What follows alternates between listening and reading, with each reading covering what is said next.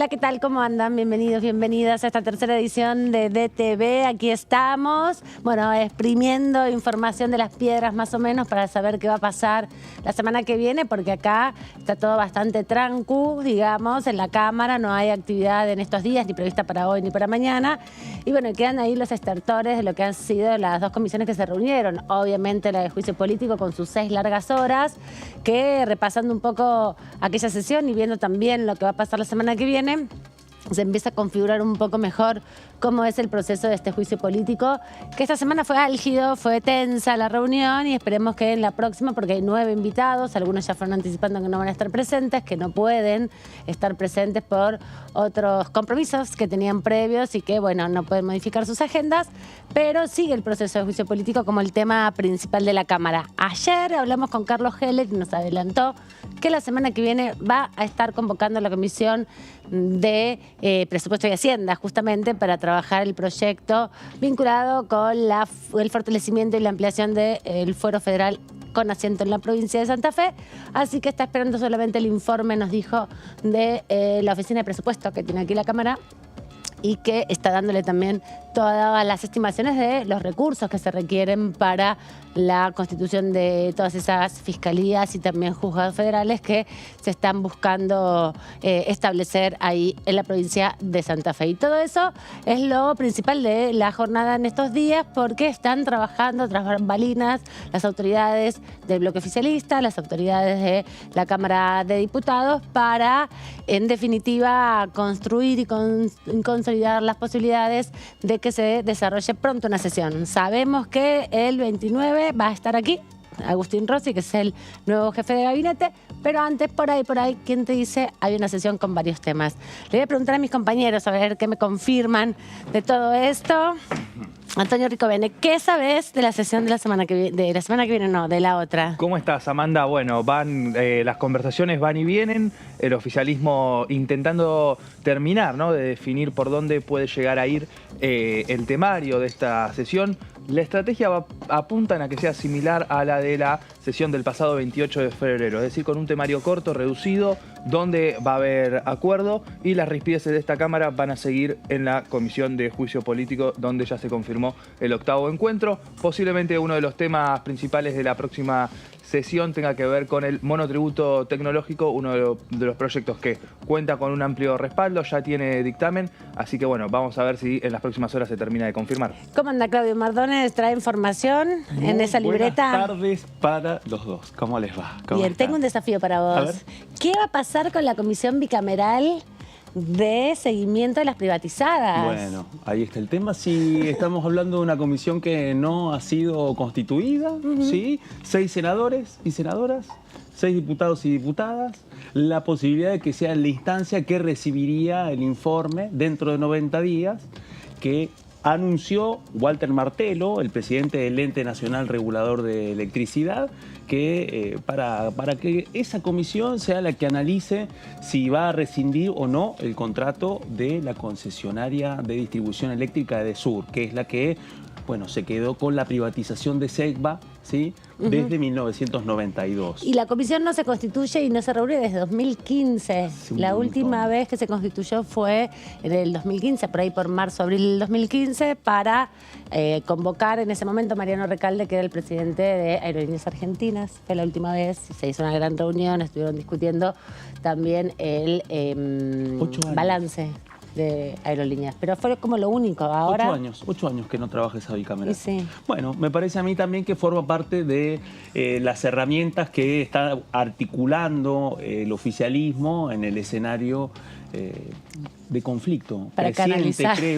creo, a partir de la cantidad de cortes que se siguen sucediendo, de cuáles son las falencias que empiezan a tener las dos grandes distribuidoras y cómo en ese contexto queda mucho el foco en este momento en Edesur, y hay que ver cómo va a evolucionar eso también. Sí, es también una forma por ahí de recepcionar un poco la angustia social respecto a la falta de luz, y también retomar una discusión que quedó un poco perdida en el horizonte sobre el sistema también de tarifa diferencial para la corriente eléctrica para las zonas cálidas, ¿no? Que si nosotros estamos sufriendo el calor, ni me quiero imaginar lo que son las provincias del norte grande. Bueno. Sí, es uno de los temas que queda por trabajar y que, bueno, desde el ámbito legislativo también se le va a querer dar un tratamiento particular para, bueno, desde las comisiones ver, al trabajar con los pedidos de informes y trabajar con los distintos funcionarios en búsqueda de una respuesta para la cantidad de usuarios que siguen sin luz. Y veremos cómo se puede desarrollar todo ese trabajo. Sí, en un contexto en donde hay otra pieza, que es que Martelo también recibió la instrucción de la secretaria de Energía, Flavia Rollón, de iniciar acciones penales contra el directorio de Edesur. Así que nos vemos que... por defraudación. Por defraudación, hasta por abandono de persona. Lo cierto es que hasta esta hora todavía el escrito, por lo que tengo entendido, no ingresó. No está, ¿no? Bueno, lo que sí ingresó... No debe ser una denuncia fácil de presentar, digo, además, ¿no? No, para nada. Lo que sucedió esta mañana en la ciudad de Buenos Aires, en una de las escuelas, sí, de es milagro verdad. no terminó en una tragedia. Sí, que explotó un tablero eléctrico, Explotó ¿no? un tablero Varios eléctrico cables que daba a la estaban... calle de Sur por fallas, dicen desde el gobierno porteño, de la propia empresa distribuidora de energía. Y tuvieron, bueno, los alumnos tuvieron que evacuar. Por suerte no hubo ningún herido de ningún tipo, pero uno ve los videos de cómo fue y pudo haber sido tranquilamente una tragedia. Por suerte no hay que lamentar esas situaciones, pero sí empieza a tener otro rol el Congreso, ¿no? Volver a retomar la idea del control desde el Congreso, no solamente en este caso de una empresa privatizada, sino de las principales fuentes de desarrollo nacional, ¿no? La energía es vital para justamente el desarrollo productivo. Hay que poner sobre la mesa también no solo las temperaturas y el consumo doméstico de la energía, sino el impacto que tiene la producción, ¿no? Lo que ha pasado también hace unas semanas atrás con esa investigación que se está haciendo, si hubo un atentado finalmente a varios cables de alta tensión, ¿no? En terrenos que pertenecen a personas privadas, ¿no? Están emplazados ahí. Yo me sorprendí con eso, que hubiera terrenos privados donde hay emplazadas torres de alta tensión. Sí. Bueno, es una de las partes de este rompecabezas. Ahí está la participación pública-privada malentendida, me parece. Ahí hay algunas cuestiones que me parece que tienen que ver con la infraestructura de distribución de media y alta tensión, ¿sí? Que también incluye a otros jugadores, pero creo que es parte de un rompecabezas que en este caso tiene un jugador importante, creo yo, que es Walter Martelo, que es el presidente del ENRE, que es alguien que además viene de haber sido uno de los defensores del pueblo de la provincia de Buenos Aires y, por ende, viene de contarle las costillas a Edesur precisamente por las quejas. De recibir las denuncias. Durante años, las quejas por falta de atención y de mantenimiento. No lo hizo ese vínculo. Lo hizo desde la Defensoría en su momento, pero porque además se suma otro componente acá, que están muy interesados y que obligan también a que Economía diga, bueno, hay que jugar. Los intendentes de la tercera sección electoral del oficialismo Prendido y de la fuego. oposición están en llamas porque además no es la primera vez. Sí es cierto que, por ejemplo, bueno, dos casos. Martín Insaurralde. Bueno, fue uno de los que incluso lanzó mensajes contra Edesur diciendo que le quitaran la concesión hace, si no me equivoco, 2 años. E incluso llegó a grabar un pequeño spot chiquitito. Y otro también, intendente de la tercera sección electoral, Néstor Guindetti, del PRO, intendente de Lanús, bueno, también denunció a Edesur en reiteradas oportunidades, porque bueno, acá empieza la complejidad de la falla del sistema eléctrico con la parte más sensible de la boleta electoral. Exacto. En la provincia de Buenos Aires, que son los intendentes. Exacto, estábamos hablando ayer con Carlos Heller, les comentábamos hace un ratito, además de anticiparnos que la semana que viene va a convocar a la Comisión de Presupuesto. Repasábamos también en el contexto justamente del mes de la memoria, estamos cerca del 24 de marzo, que quedan muchas leyes todavía de la dictadura vigentes, y pensaba también los efectos de sobreimpresión que tiene en la legislación el proceso privatizador de los 90, que hace 2 años venimos discutiendo la hidrovía, que no se termina de definir cómo administrar ese recurso fundamental, que impacta directamente en el precio de los fletes, ¿no? Y en la capacidad de control de las exportaciones que tiene el país. Y ahora esta otra dimensión, ¿no? Que son las privatizadas de la energía, que son uno de los principales centros de reclamos de los usuarios, en definitiva, ¿no? Sí, sí. Y en un plazo no muy lejano, el 5G, ¿no? Que tiene que ver con las telefónicas, que es otra de las dimensiones que se ponen... Parece que falta poquito para que el Exacto. ENACOM finalmente publique para que se reúna el directorio del ENACOM y que finalmente apruebe lo que va a ser el pliego del servicio 5G. Claro, y ahí está toda la discusión también con las empresas que prestan el servicio telefónico. No quedó ninguno excluido con respecto a quienes proveen la tecnología. O sea que dentro de los jugadores hay uno de los planteos, que fue uno de los tironeos que tenía que ver con las presiones específicamente de los Estados Unidos para dejar afuera a la firma de origen chino Huawei. Bueno, finalmente eso no prosperó y no quedó ninguna afuera, ¿sí? Así que hay que ver finalmente cuáles van a ser los términos de la licitación, porque ahí hay mucho interés, en el caso del Ministerio de Economía, no solamente por los desembolsos para la compra del pliego, que es una cifra muy importante, sino también por los montos de la inversión. Sí, totalmente, ¿no? Y parte de eso es justamente lo que, si se reactiva esta comisión de privatizadas, después de tantos años, de 8 años como decíamos, ahí hay un camino también de discusión política importante, ¿no? Porque somos todos consumidores, todos usuarios, estamos medio atrapados en los oligopolios que hay de servicios públicos y ahí hay mucha tensión también en un momento donde la discusión de las tarifas es fundamental, la discusión de la inflación es parte de la campaña. En un contexto donde también genera una nueva tensión, ¿no? Entre el gobierno y la justicia, entre el gobierno y sus distintos sectores, respecto a cómo regular, cómo legislar y cómo manejarse también con esas grandes compañías que terminan funcionando como un servicio básico. Y no viene fácil, hay que decirlo, porque no viene fácil por lo siguiente, muy cortito. Primero, Edesur, ¿no? Bueno, tiene la explotación de la zona sur de la ciudad de Buenos Aires y el área metropolitana. La zona sur de Ceiba, ¿sí? El contrato le establece 95 años. Bueno, pero la está operando Enel. Sí, un grupo italiano que ya anunció que se está preparando para irse y dejar todo. En ese contexto están amenazando con recurrir al CIADI si finalmente esto se complica. Indudablemente estos temas, Amanda, van a impactar acá. O sea, van a impactar cuando empiece la discusión de cuál va a ser el instrumento legislativo y cómo van a prepararse cuando Martelo finalmente presente el informe. Insisto, un conocedor de las cuitas del sistema eléctrico, en donde no solamente la cuestión pasa por Edesur en este caso, también en Edenor tienen que estar atentos porque también son parte de esta controversia. Y venimos de una discusión de principio de año, fines del año pasado, respecto a las deudas con el interconectado también, ¿no? Y la distribución Camesa, ¿no? Que fue parte también de lo que instaló el ministro de Economía, Sergio Massa, cuando vino a presentar el proyecto de presupuesto y fue medular en la discusión presupuestaria, ¿no? Cómo se afrontan estas deudas millonarias que se tienen con la distribuidora Camesa, estas propias empresas que cuando hay una situación de exceso uso de la energía, bueno, explota todo por el aire. Sí, ahí fue la ecuación, una de las ecuaciones presupuestarias, ¿no? En donde buscaron que el acuerdo fue que las provincias finalmente no tuvieran que hacerse cargo de esos pasivos, pero finalmente también hubo un permiso para que una parte de esos costos que iban a pagar estas distribuidoras a Camesa, ¿sí? Que son cifras millonarias, finalmente una parte de eso lo trasladaron a un nuevo aumento de la tarifa. Exacto. O sea que también se conecta con este momento, digamos, en donde todos los cables pelados, digamos, están en alta tensión. Sí, y es atravesado obviamente por el año electoral y por las bajísimas expectativas políticas que tiene la sociedad en estas situaciones críticas, ¿no? Bueno, ni hablar del mundo exterior si nos abstraemos de la Argentina, porque se derrumban las entidades financieras en Estados Unidos y hay una guerra, hay crisis, hambrunas.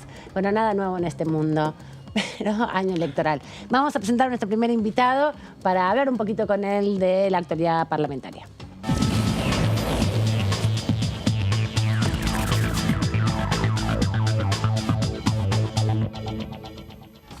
Le agradecemos al diputado Pablo Cervi por este ratito aquí en la tercera edición, diputado de la provincia de Neuquén del radicalismo. ¿Cómo anda? Bienvenido.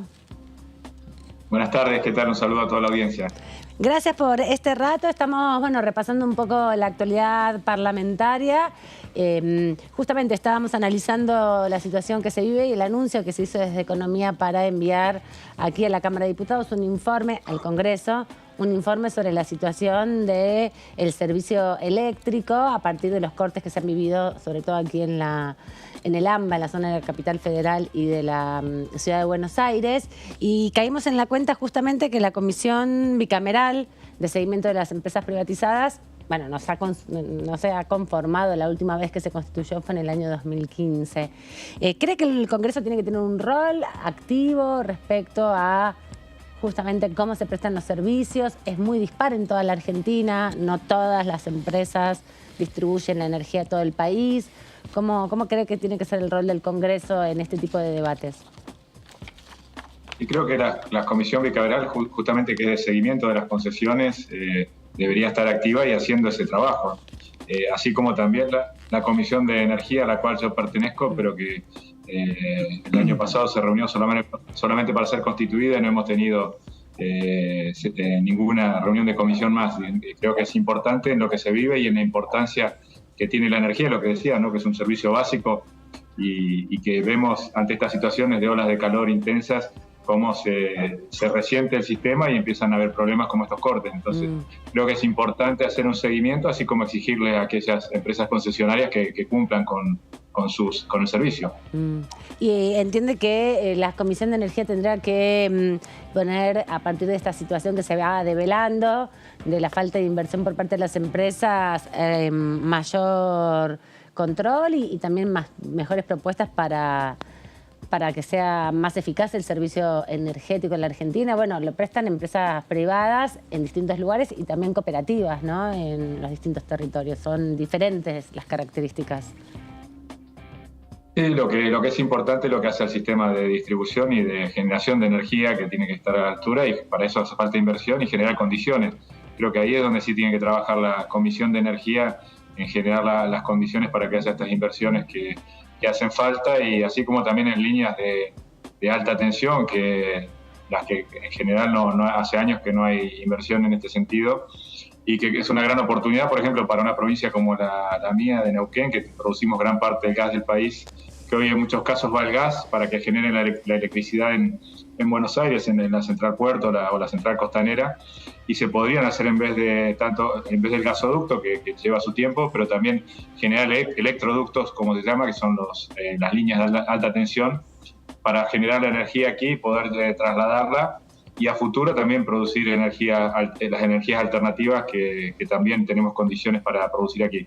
Pero creo que es parte de lo que creo que se puede sí generar en la Comisión de Energía, o trabajar en las condiciones para que haya estas inversiones, como decía, en generación de electricidad como en transporte y distribución. Diputado Servi, ¿cómo le va? Buenas tardes, Claudio Mardones lo saluda. Quería preguntarle, cuando arrancamos el programa hoy, buscamos contar cómo viene la agenda legislativa. Parece que está la posibilidad también de una sesión en donde podrían buscar una alternativa para poder contener el planteo del radicalismo, especialmente de su correligionario Julio Cobos, con respecto a los créditos UBA. Digo, se lo consulto porque, bueno, empieza a emerger la posibilidad de ya que arranquen las ordinarias, sobrevuela la posibilidad de que Juntos por el Cambio siga sin dar quórum, pero en ese contexto quería preguntarle, dentro de los dos espacios del radicalismo, ¿cuál es la estrategia que se van a dar ahora respecto a los créditos UBA? Hay una sesión planteada para el 22 de este mes, que es una posible sesión. No hemos discutido en bloque todavía, era lo que se comenta, por lo menos lo que se había comentado. Todavía no hemos discutido en el bloque la postura del bloque. Entendemos que es una situación importante, la de los que tienen créditos de UBA por el ajuste y por la inflación que está habiendo, que está generando un aumento de la cuota muy importante, y es uno de los temas que viene planteando Julio Cobos hace tiempo en la Cámara y para ser tratado, y no se ha podido avanzar en ese sentido. Creo que es un tema que hay que dar una discusión de ver qué se puede hacer, pero también, así como la ley de alquileres, hay varias cuestiones que hacen a la vivienda y al acceso a la vivienda, y también a solucionar problemas de tanto de los inquilinos como aquellos que tienen crédito. Sí. Diputado, ¿qué tal? ¿Cómo le va? Buenas tardes, lo saluda acá Antonio Ricovene. Yo quería preguntarle particularmente por el proyecto que tiene que ver con el monotributo tecnológico, que es otro de los que ya tiene dictamen y se podría llegar a tratar en una próxima sesión. ¿Cómo lo analiza, cómo lo ve? y a partir de eso, ¿cómo piensa que se va a dar una dinámica legislativa en un escenario donde la oposición sigue manteniendo su rechazo al tratamiento del juicio político, pero a la vez empezamos a ver distintos proyectos en paralelo donde hay un sector muy importante de la población que los empieza a reclamar? Igual le pido un poco de suspenso, diputado, porque tenemos que ajustar un poco la imagen. Estaba medio fragmentada, así que ahora lo volvemos a conectar en un minuto y le contesta aquí a mi compañero su pregunta respecto al monotributo tecnológico y también cómo va a ser el funcionamiento, ¿no? Claro, sí, cómo se puede llegar a dar un funcionamiento legislativo con temas importantes, porque también muchos de ellos les sirven a diputados para sus campañas. Varios diputados han insistido con la ley agrobioindustrial. Hoy se presentó, finalmente, hace un ratito. Así es. Lo tuiteó Casareto. Y bueno, vamos a ver cómo terminan cediendo y cómo se da ese juego, ¿no? Entre la tensión de la Comisión de Juicio Político y la necesidad también de avanzar con los temas. Y ese proyecto de agrobioindustrial está firmado solo por diputados del oficialismo, no está presentado ya por el Ejecutivo, sino que es la síntesis del proyecto debatido durante 5 encuentros ya del año pasado y, digamos, incorporadas todas las modificaciones, pero solo firmado por el oficialismo. Eso no sé si augura algo bueno. Creo que una parte de la ventana aparece con esto que nos acaba de decir Servi, de la posibilidad de una sesión el 22, en donde uno de los temas tendría que ver con un proyecto impulsado precisamente por socios de Juntos por el Cambio, en un momento en donde la discusión venía siendo la decisión de la Mesa Nacional de que sus legisladores y legisladoras no dieran quórum. Bueno, parece, por lo que se desprende de lo que está compartiendo con nosotros Servi, es que algo habría el 22. Específicamente en el caso de los créditos UBA, cuando fue el debate, que lo contamos en este programa, bueno, cuando hubo un momento en la sesión informativa de la comisión, los bancos dijeron, bueno, todo bien, pero no hagamos nada, que todo siga así como está. Claro. La idea original de Cobos era un proyecto de declaración.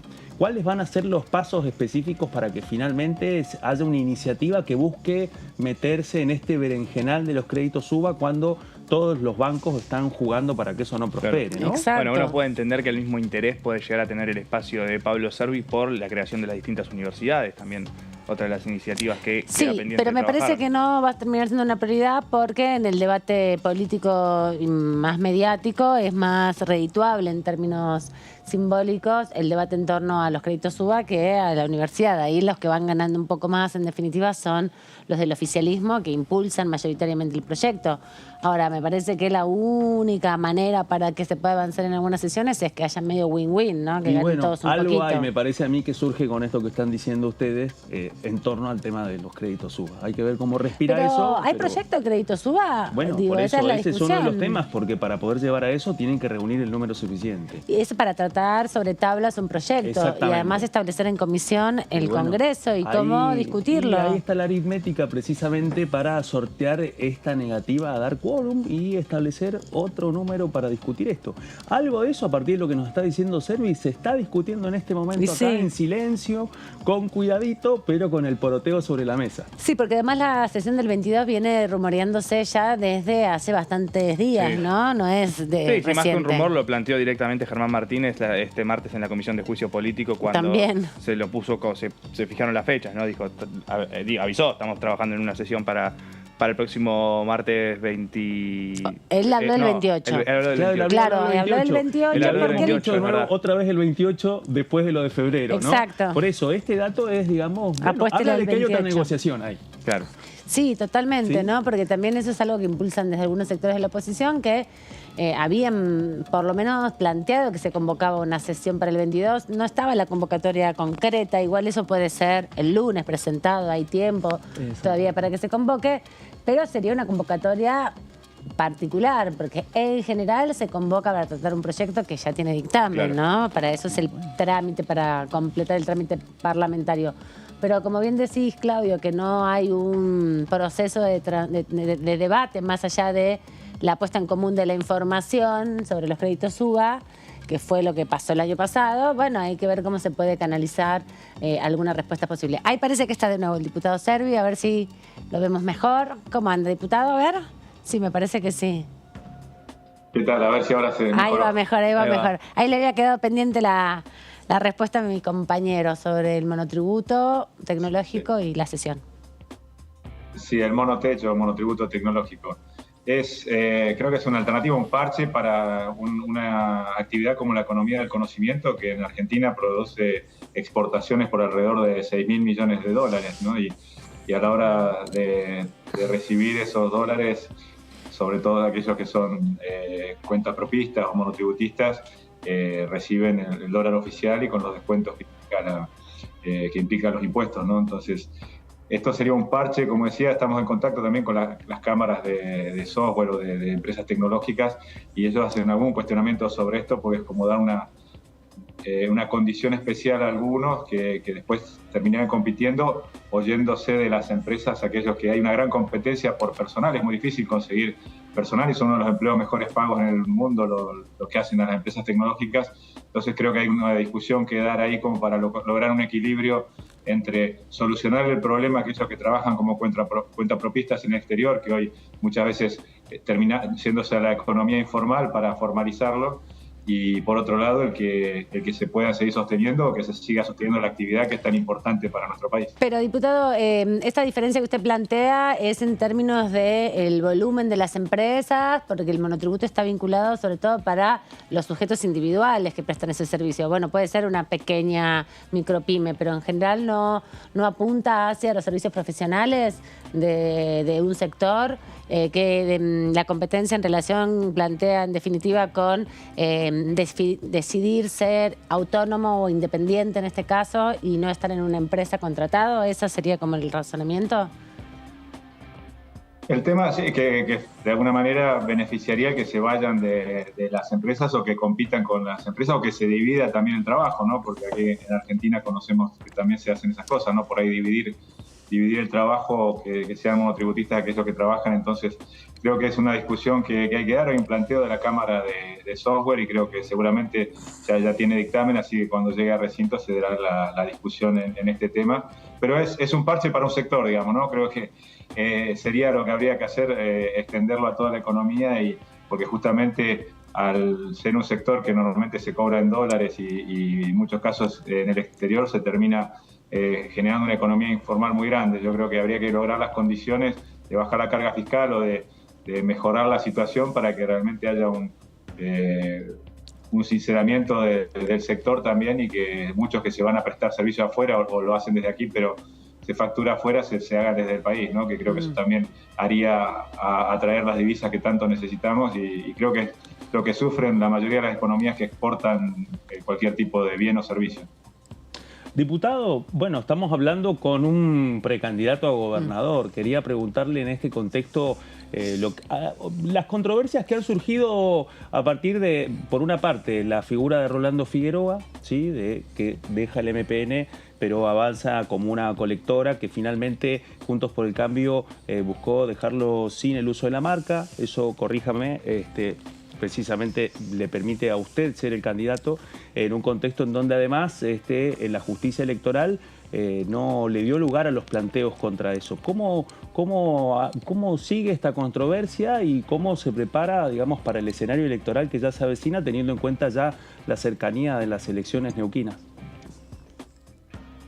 Y justo ayer hubo una resolución ya del Tribunal de Alzada de la Cámara Electoral definiendo este tema del nombre, y nos autorizó el uso de Juntos por el Cambio. Somos Juntos por el Cambio en Neuquén, y en principio había habido reclamos no solamente del uso del nombre, sino también atacándonos para que no participáramos en la elección de alguna manera, ¿no? Cuestionando la alianza que habíamos conformado y de alguna manera queriéndonos sacar de la cancha, y que el espacio Juntos por el Cambio no esté representado en la provincia de Neuquén. Así que ayer tuvimos la confirmación de la justicia de que somos Juntos por el Cambio, de la alianza que hemos conformado y el uso del nombre. Así que de ahora en más nos toca hacer campaña. Nos queda un mes. Aquí las elecciones son el 16 de abril. Exacto. Junto con Río Negro son las primeras del país. Así que estamos en plena campaña y tenemos un mes muy intenso por delante. Y bueno, con esta ratificación del nombre Juntos por el Cambio, y que estamos representando el espacio. De hecho, nosotros somos una alianza conformada por el ARI, la Unión Cívica Radical y Encuentro Republicano Federal en Neuquén, pero también dentro de la lista llevamos a muchos referentes del PRO, que inclusive el candidato a vicegobernador, el candidato a diputados y a intendentes de varias localidades son afiliados al PRO, así que estamos con todos los espacios que conforman Juntos por el Cambio a nivel nacional. Y diputado, quería preguntarle qué posibilidad ve, ¿no?, de que la coalición de Juntos por el Cambio en Neuquén sufra algunas complicaciones, como estuvimos viendo en las últimas semanas, como bueno, en Tucumán, pero donde finalmente se llegó a un acuerdo. En Salta nos enteramos hoy, donde hubo una división entre el radicalismo y el PRO por el armado de las alianzas, donde vimos la semana pasada también en Tierra del Fuego algunas complicaciones.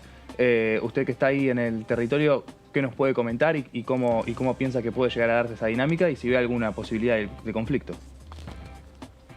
Y aquí ya todo eso lo hemos pasado, ¿no? Vamos un poco más adelante, ya el PRO, parte del PRO, dirigentes del PRO que tomaron una decisión de cúpula y están acompañando al candidato del MPN, a una de las versiones del MPN, digamos, y nosotros quedamos con el armado, con la Unión Cívica Radical, el ARI, Encuentro Republicano y gran parte del PRO o referentes del PRO que se han venido con nosotros sin el sello, digamos.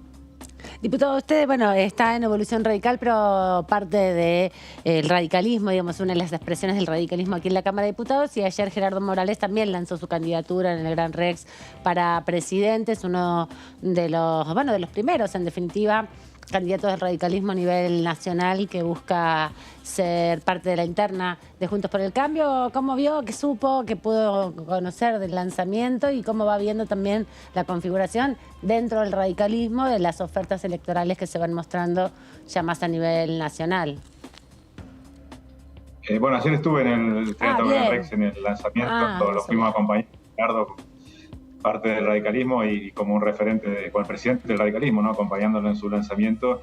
Y creemos que es importante que haya mostrar la oferta electoral y un gran candidato como es Gerardo que tenemos en nuestro partido para, por supuesto, y como lo planteó él, dar la discusión dentro de Juntos por el Cambio de las candidaturas, pero entendiendo que el radicalismo venimos trabajando en un proceso de internas que se dio en el 2021, un fuerte proceso de internas y después una participación del radicalismo importante en las elecciones nacionales, así que entendemos que el radicalismo tiene que ser una de las locomotoras de Juntos por el Cambio y en ese sentido dar las discusiones que haya que dar para consolidar las fórmulas para las presidenciales, que entendemos que hay grandes chances de que Juntos por el Cambio ganemos las elecciones.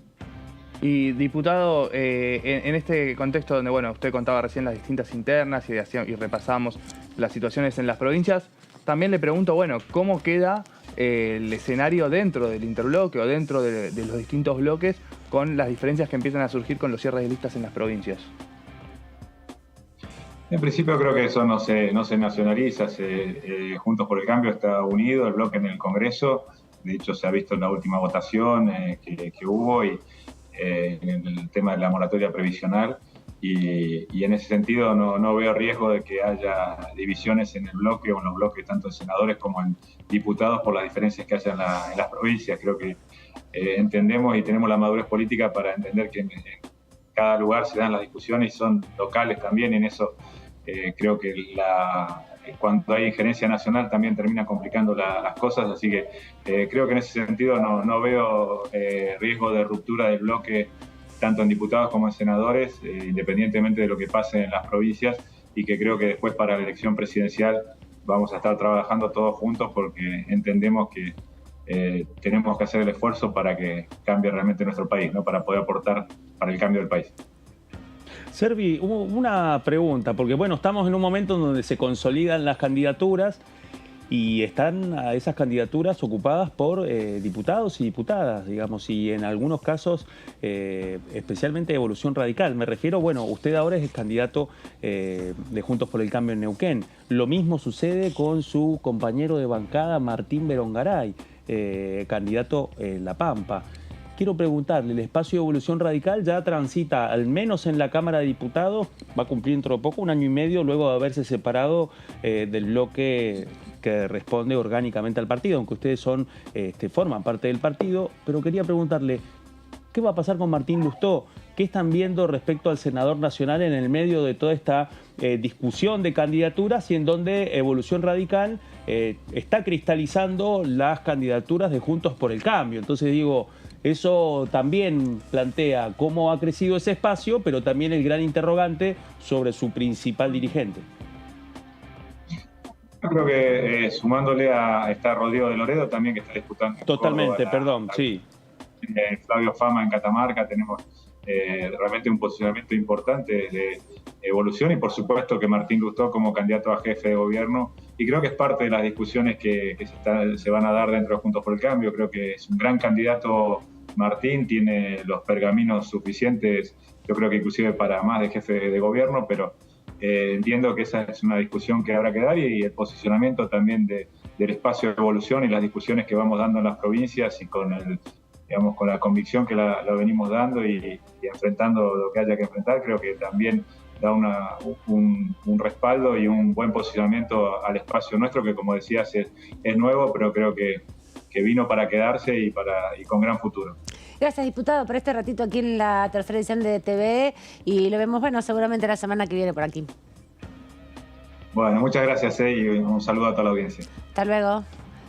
Hablábamos ahí con el diputado Servi de Neuquén, donde, como decíamos, ya en febrero fue el momento de el cierre de listas, que fue bastante complicado, tenso. Nos comentaba que se termina de resolver el día de ayer, pero en abril están las elecciones previstas, ¿no? Mediados de abril. 14 de abril. 14 de abril. Y ahí como largamos. Exactamente. Porque hay mucha actividad. Bueno, venimos de dos cosas. Venimos de fin de semana pasado, las primeras elecciones, pero comunales. ¿Sí? Que estamos hablando de Río Negro, perdón. Exacto, Viedma. Exactamente, por eso. Estamos hablando de Viedma, María Emilia Soria. Exdiputada nacional. Exdiputada nacional, reelecta nuevamente. ¿Sí? Esa fue la primera elección comunal dentro de esta agenda. Y ahora lo que viene precisamente son las elecciones ejecutivas provinciales de abril. Ahora el 25 de marzo es el cierre de listas en Salta y San Juan. El día siguiente a la marcha del 24, un día importante. El 28 el cierre de listas en Misiones y Jujuy. Ahí, bueno, está picante, sí. Sobre todo Jujuy como lugar. Y ya para marzo tenemos 12 de abril ya cierre de listas en Tucumán, presentación de alianzas en Mendoza. El 16 de abril las elecciones generales en Neuquén, como decíamos recién con el diputado Servi, y en Río Negro. Y el 22 de abril cierre de listas en Mendoza, Corrientes y San Luis. Y el 29 cierre de listas en Córdoba. Así que se viene un abril hiperintenso con la rosca en los territorios. Pero hablamos de monotributo tecnológico y Antonio Ricovene tiene un hermoso resumen para contarnos a nosotros de qué se trata ese proyecto. Así es, Amanda. Bueno, este es el proyecto que presentó el gobierno a través del Ministerio de Economía, Sergio Massa, que estuvo trabajando durante un tiempo, también lo hacía cuando era presidente de esta Cámara, pensando en cómo darle una facilidad a las personas que exportan sus servicios y necesitan alguna forma de facturar esos ingresos que reciben en dólares.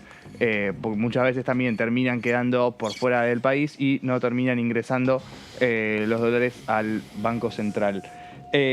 Consiguió dictamen en febrero de este año en la Comisión de Presupuesto y Hacienda, donde solo consiguió las firmas del oficialismo, del Frente de Todos. La oposición durante el debate se mostró a favor de la iniciativa de darle esta herramienta a miles de trabajadores, pero... No hacían falta las firmas. No hacían falta las firmas, vamos a decirlo, salía igual, pero manifestaron su desencanto cuando vieron que no aceptaron la requisitoria de incluir a representantes de las cámaras del software de distintas empresas tecnológicas para que den su visión sobre este tema. Claro, eso es lo que yo le preguntaba a Servi, ¿no? Porque las cámaras del software representan a las empresas grandes y medianas.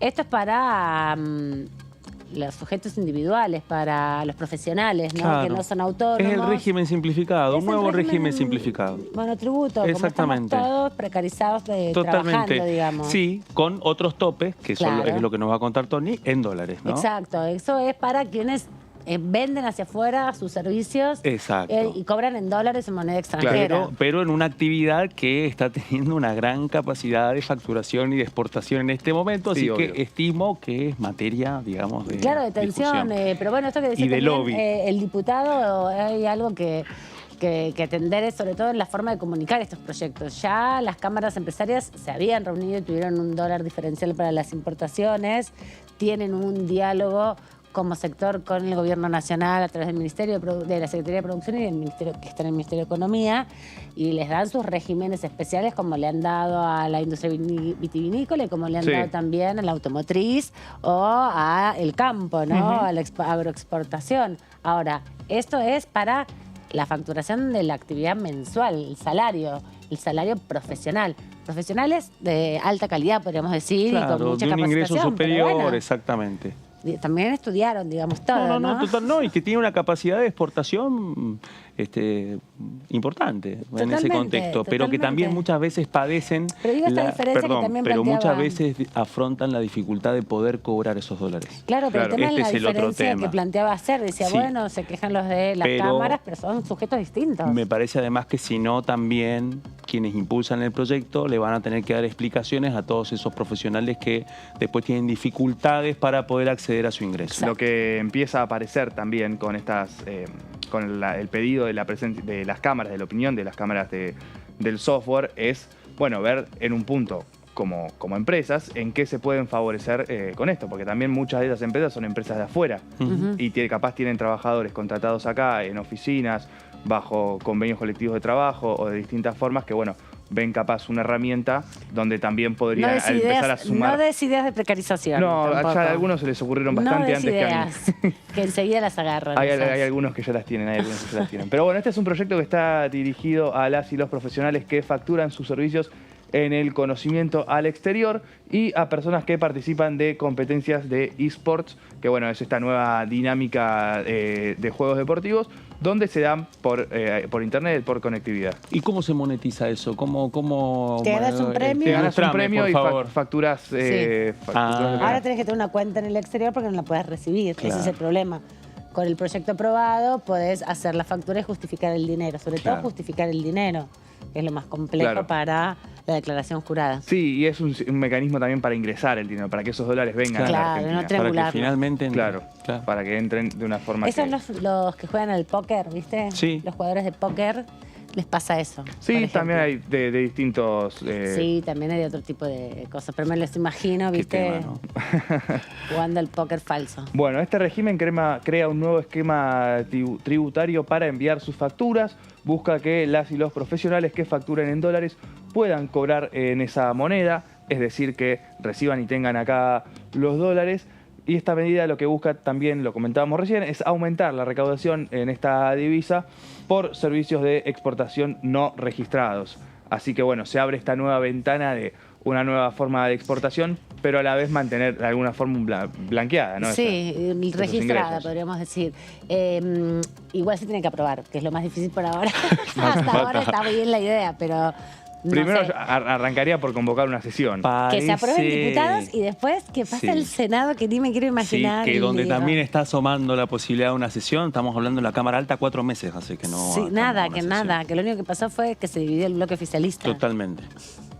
Esta medida, bueno, uno de los puntos con que el oficialismo intenta seducir a distintos sectores de la oposición es que no tiene ningún tipo de costo fiscal, porque, bueno, genera un nuevo régimen de tributo, no es que genera más costos. No, que genera una figura nueva que puede permitir, bueno, justamente como dónde cliquear en la página web. Monotributo verde. Claro, monotributo va a aparecer en dólares. Cuando pongas generar comprobante online, ¿viste? Bueno, para hacer la capaz que esa factura. sea la marca que utiliza la FIP, Monotributo Tech. No te extrañe. E incluye el beneficio cambiario de no liquidar las divisas y evita la informalidad y fomenta la registración en el sistema tributario de forma ágil y sencilla con acceso a la obra social, algo que también carecen en muchos de los casos cuando se cobra ese dinero pero no hay ninguna forma de registrarlo. Y también además, aportar a la jubilación, obvio. También, sí. Bueno, los tres componentes. Los tres componentes del monotributo. Claro. Impuestos, jubilaciones y obra social. Favorece también a los pequeños exportadores de estos servicios que se brindan hacia el exterior y de los e-games que sean una especie nueva entre autónomos y pequeños grupos de contribuyentes de su forma de trabajo a partir de lo que facturen. Claro, porque es del tope hasta $30.000 anuales. Ayer lo exprimimos un poco a Carlos Heller, que salió acá, que estuvimos hablando en la tardecita, nos tomamos como un tecito con Heller, era una conversa así muy familiar. Estábamos con Jessica, Calcaño y con Melissa Jofres. Entonces le preguntamos, bueno, pero ¿cómo era lo del monotributo? Porque ya nos olvidamos un poco. ¿Y qué pasa que no se puede aprobar? Eso nos despachó, nos dijo, háblenlo con Germán Martínez. Pero nos dio todos los detalles. Bueno, muy bien. Prevé distintas categorías disponibles para la facturación, como el régimen que conocemos nosotros de monotributo. La categoría 1 es hasta $10.000, la categoría 2 hasta $20.000 y la 3 hasta $30.000, montos de dólar estadounidense, equivalente por ingresos de 12 meses. Claro, Todo, no es 30.000 por mes. Claro, no.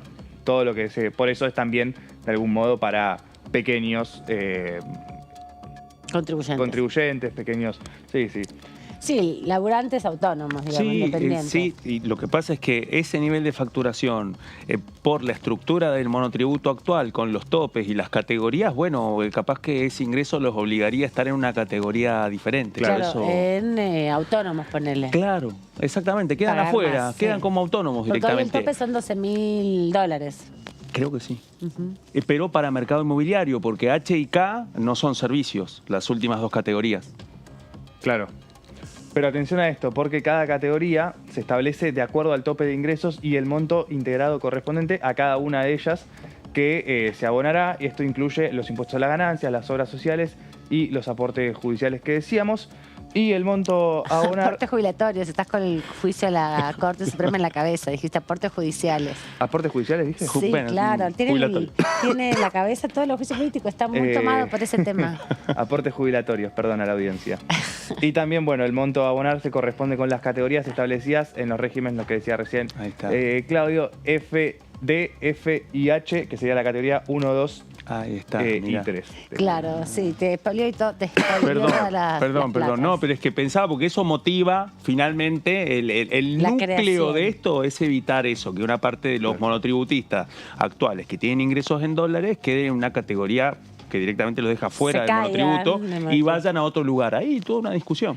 Es la discusión permanente que hay también, ¿no?, en estos últimos años respecto a cómo ampliar el universo de monotributistas para que no tengan que afrontar el trabajo más complejo, que es justamente la categoría de ser autónomos, ¿no?, que tiene componentes diferenciales, que requiere un seguimiento mucho más preciso de las declaraciones juradas. Estos regímenes simplificados que surgieron en los 90 ayudan a que con el pago mensual de la categoría más o menos estés regularizado y no tengas que además pagarle a otro profesional para que te haga la liquidación.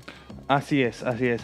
Este sistema es compatible con el régimen general, inscripto en IVA, ganancias y autónomos, lo que decíamos recién. También incluye el régimen simplificado del monotributo y empleados en relación de dependencia, siempre que la inscripción en estos sea por desarrollar una actividad diferente a la que sea la de Monotech. Claro. Es decir, si vos te dedicas a, si tenés un empleo en blanco y capaz durante la noche podés brindar servicios al exterior, también puedas tener esa situación. ¿También se factura $100 con eso? Sí, se factura. No sé, me dijeron. Bueno. Pero bueno, es parte también de la compatibilidad que va a tener este régimen. Sí. No va a ser solamente exclusivo, sino que si tenés un trabajo que cobras en pesos, podés tener tu monotributo o tu régimen autónomo. Sí.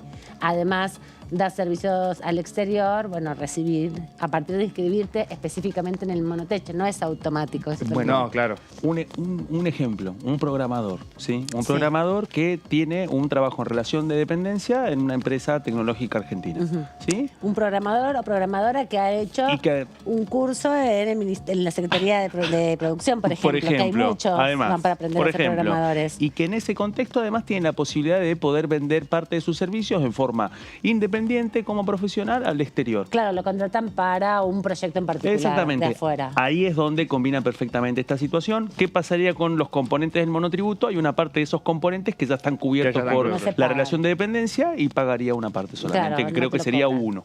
Claro, no te lo cobran eso. Así es, sí. Bueno, en el caso de los monotributistas, además del importe que deben abonar por la categoría del monotributo, deberán pagar por monto del Monotech el componente impositivo que le corresponde a las categorías más altas del monotributo. Si están en categorías I y JK, deberán pagar el monto del impuesto integrado correspondiente a cada una de esas categorías. Bueno, eso es como así. Sí, como funciona hasta ahora, teniendo en cuenta que, bueno, esto es para los monotributistas que ya se sumen al monotecho. Claro. Bueno, esto ya está aprobado, tiene su dictamen favorable, falta llegar al recinto. No Sí, más. así es, ahí va a estar el tema importante, donde bueno, el oficialismo lo analiza como una de las medidas, de los proyectos que puede sumar en una próxima sesión, teniendo en cuenta que tiene dictamen y que bueno, hace bastante se viene insistiendo desde el Ministerio de Economía para que avance. Este proyecto también lo firmaron los diputados de la oposición que no son de Juntos por el Cambio, el dictamen general, no me acuerdo si No García recuerdo, Aresca, no recuerdo si lo firmaron. Porque- Exacto. No recuerdo. Lo que sí tengo es que posiblemente así habría apoyo para poder contar. O sea, que los mismos que apoyaron Algo, exactamente. moratoria podrían dar... Parece que hay una predisposición siempre sigilosa en el marco de la negociación de que se pueda repetir la aritmética de la última sesión. Sí, es un poco la dinámica que le pasó al Frente de Todos en estos últimos 3 años, ¿no? Donde con los temas de la agenda económica muchas veces termina siendo más fácil destrabar el asunto que con la agenda judicial a la hora de negociar con los bloques provinciales. Sí, la agenda judicial no entra. Y en un contexto en donde también está este otro fenómeno, otro dato político, que es que a pesar de los debates, los cruces, las chicanas, en el oficialismo reconocen que Juntos por el Cambio no ha afrontado grandes costos políticos todavía por negarse Exacto. a dar quórum y bloquear gran parte de la actividad del recinto. Y claro, porque cuando se consigue el quórum baja y aparece como participante. Ahí me parece que a partir de todo este proceso, el hecho de que pueda concretarse una sesión el 28 para que avance el proyecto que acaba de contar Antonio y que en el medio se meta la sesión del 22 con un proyecto impulsado por Juntos por el Cambio, habla de que parece que se está ordenando de otro modo la negociación. Sí, y que va a ser medio minuto a minuto, ¿no? Que nada lo va a consolidar de una manera previsible, porque también pensaba, bueno, en la sesión del 28 de febrero, ahí aportaron para el quórum, además de Provincias Unidas, la izquierda, 2 o 3 diputados, no, 4 diputados del Interbloque Federal. Exactamente. Que podrían ser medio los únicos, porque los cordobeses están en la interna, Totalmente. digamos, están participando del debate nacional. Exactamente.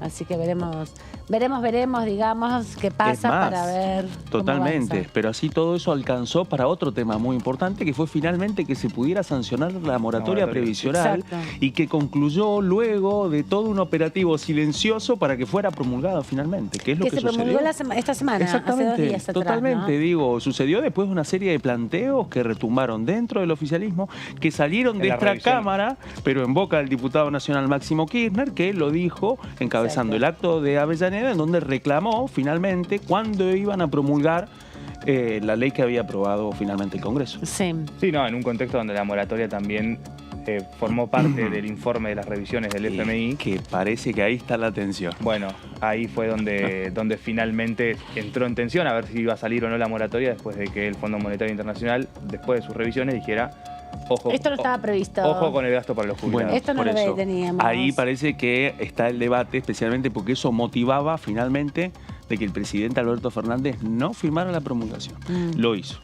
Es lo más importante, lo hizo y ya se pueden anotar en la moratoria, ¿no? Que es lo importante. Totalmente. Con 2 meses de retraso, 2 meses y medio de retraso, porque ya podríamos decir que quienes cumplieron 60 o 65 años en este primer trimestre tienen 2 meses de atraso para el proceso de su trámite. Exacto. Y la ANSES los está esperando. Sí, Ese es el otro dato tienen importante. Que ir a la ANSES a jubilarse. Sí, exacto. Ese es Sí. el punto. Totalmente. Bueno, también vamos a estar hablando de todas estas cosas porque tenemos que analizar un poco más qué va a pasar el martes con juicio político, el gran tema de la Cámara de Diputados. Ya están previstas las invitaciones, son 9 las invitaciones para testificar. Invitaciones entre comillas, las convocatorias, porque no pueden rehusarse a participar cuando son convocados como testigos y tampoco pueden mentir, tienen la obligación. No se dice esto en relación sobre todo porque también la Constitución Nacional y las leyes argentinas y los tratados internacionales contemplan que una persona no puede autoincriminarse porque se presume que puede estar presionado para autoincriminarse y firmar o declarar cosas que son falsas para salvarse o para, bueno, dejar de sufrir tortura, ¿no? Claro. Por eso es una categoría diferente la de testigos que son sujetos que son convocados para esclarecer, para aportar información, no siempre información precisa sobre la causa que se está investigando, ¿no? Porque de hecho estuve repasando la comisión de la semana pasada, que reitero, de esta semana, que fue tensísima, y la volví a ver hoy hace un rato y decía, todavía tenía como palpitaciones de lo que había sido. Fue la más larga de todas. Sí, No sé si fue la más larga, pero fue la más tensa, sí, porque hasta hubo golpes en la mesa. Es que vino el momento, digamos... Tenso, digo porque hubo otras que duraron 7, 8 horas también, Sí. ¿no? Como la primera que se ratificaron las denuncias fue mucho más extensa. Yo Sí. esta también la tengo en la memoria como la No, más la más larga. Hubo extensa. otra- La más 7. densa seguro. Sí, Sí, pareció sí, eterna. lejos. Sí, bueno. Eso seguro. Eso sí. Bueno, pero aparte hubo un momento también, digamos, en donde creo que pocos se lo esperaban, cuando el diputado Leopoldo Morón le pregunta a la secretaria de la Corte si la existencia de una firma, en donde también uno de los socios estaba vinculado con Silvio Robles. Bueno, ahí surge un momento, digamos, un momento que tiene que ver con el proceso del juicio político. Exacto. Y de la utilidad que tiene el hecho de que diputados mandatados constitucionalmente para eso le puedan preguntar a un testigo una serie de cuestiones a partir de un hilo investigativo Claro. que llevan adelante. Sí, y además también en esa revisión que estaba haciendo, bueno, lo que también muestra en relación a que los testigos por ahí no son testigos directos de los hechos, sino que explican algo que no conocemos, que es cómo funciona la Corte Claro. Suprema. Ujú. Yo no sabía que había 9 secretarías, por ejemplo. Bueno, las 4 vocalías es porque cada juez tiene una vocalía. Si hubiera Exacto. 5 jueces como corresponda, habría 5 vocalías. Bueno, y si fueran 15 como plantean los cambios, sería totalmente así. Claro. ¿Y sabes qué descubrí? No descubrí nada nuevo porque está publicado en la página de la Corte Suprema, pero está el organigrama del funcionamiento de la Corte y se acuerdan que allá por, creo que es el 2010, Hayton de Nolasco crea la Oficina de Violencia de Género, Sí, la OVD, sí. que dependía directamente de ella, que es una oficina que atiende aquí en la Ciudad de Buenos Aires para los casos de la Ciudad de Buenos Aires de violencia de género, 365 días del año abierta, 24 horas, para agilizar las denuncias. Y hay otra secretaría de ese estilo, otra instancia de acceso a denuncias de manera más directa por parte de las personas, de la ciudadanía, que tiene que ver con las infancias. ¿Saben a nombre de quién, a cargo de quién quedó la Oficina de Violencia Doméstica de la Corte? Carlos Rosenkrantz. Ah, bueno. Carlos Rosenkrantz es el nuevo responsable de la OVD, la Oficina contra la Violencia de Género. Se la heredó Hayton de Nolasco. Mirá. Justo también ellos votaron juntos, hicieron el mismo voto en Muñe, ¿no? Cosas que coinciden.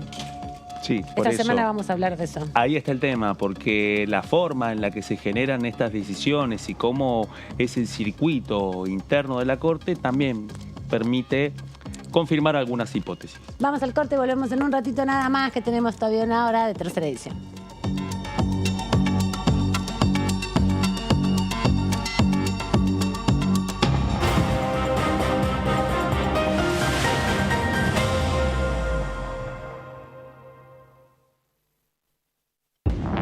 Hola, ¿cómo les va? Muy buenos días, bienvenidos a DTV Noticias. Lavado de activos claramente es un proyecto que debe sancionarse, lo explicó muy bien, lo habíamos hablado en la semana con algunos diputados y diputadas que también lo consideran. Soledad Carrizo estuvo hablando sobre otra iniciativa que tiene que ver con una ley de equidad laboral. Tenemos que lograr la equidad laboral. Para eso he presentado un proyecto que no solamente hablamos sobre el desequilibrio en los salarios entre hombres y mujeres por la misma tarea desempeñada, sino también por innumerables inequidades que todavía tenemos las mujeres en el mundo laboral. DTV Noticias, de lunes a viernes.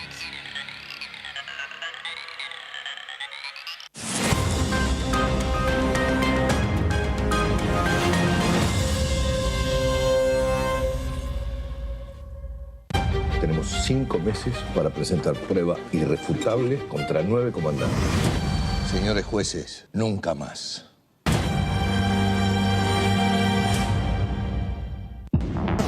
Qué bueno pensar en voz alta, ¿no? Uno tiene vocación política. Cuando haces en el sector rural, lo haces sin cámaras, no tenés la posibilidad de estar hablando con vos. Es en medio... Lo haces en el medio de la nada, con tus recursos, es solidario, pones tu plata. Nadie te paga para hacerlo. A mí me gustaba Alfonsín, ¿entendés? Porque lo escuchaba y era... La verdad que me arrepiento de eso. No lo voté, pero lo admiraba y lo admiro con el paso del tiempo mucho más. DTV Entrevistas, viernes 23 horas.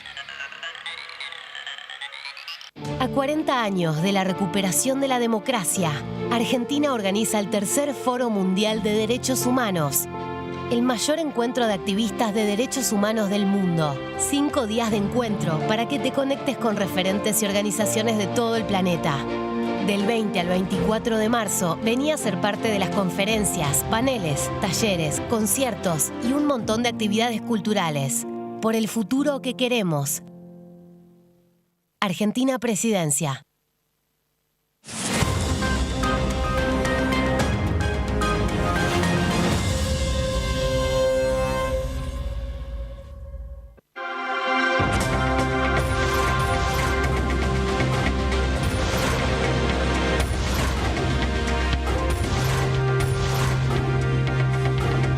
Ellos son tu voz en la primera edición. DTV, el periodismo en el Congreso.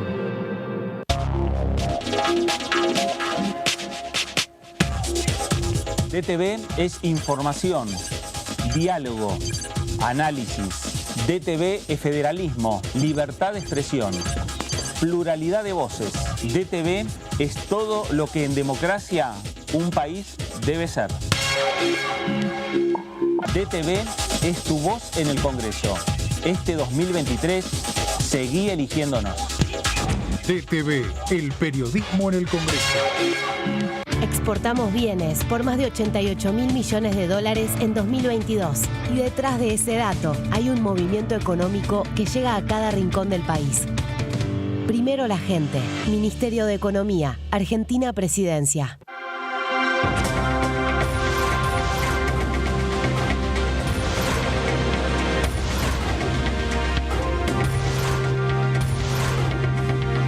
Ellos son tu voz en la tercera edición. DTV, el periodismo en el Congreso. Tenemos 5 meses para presentar prueba irrefutable contra 9 comandantes. Señores jueces, nunca más.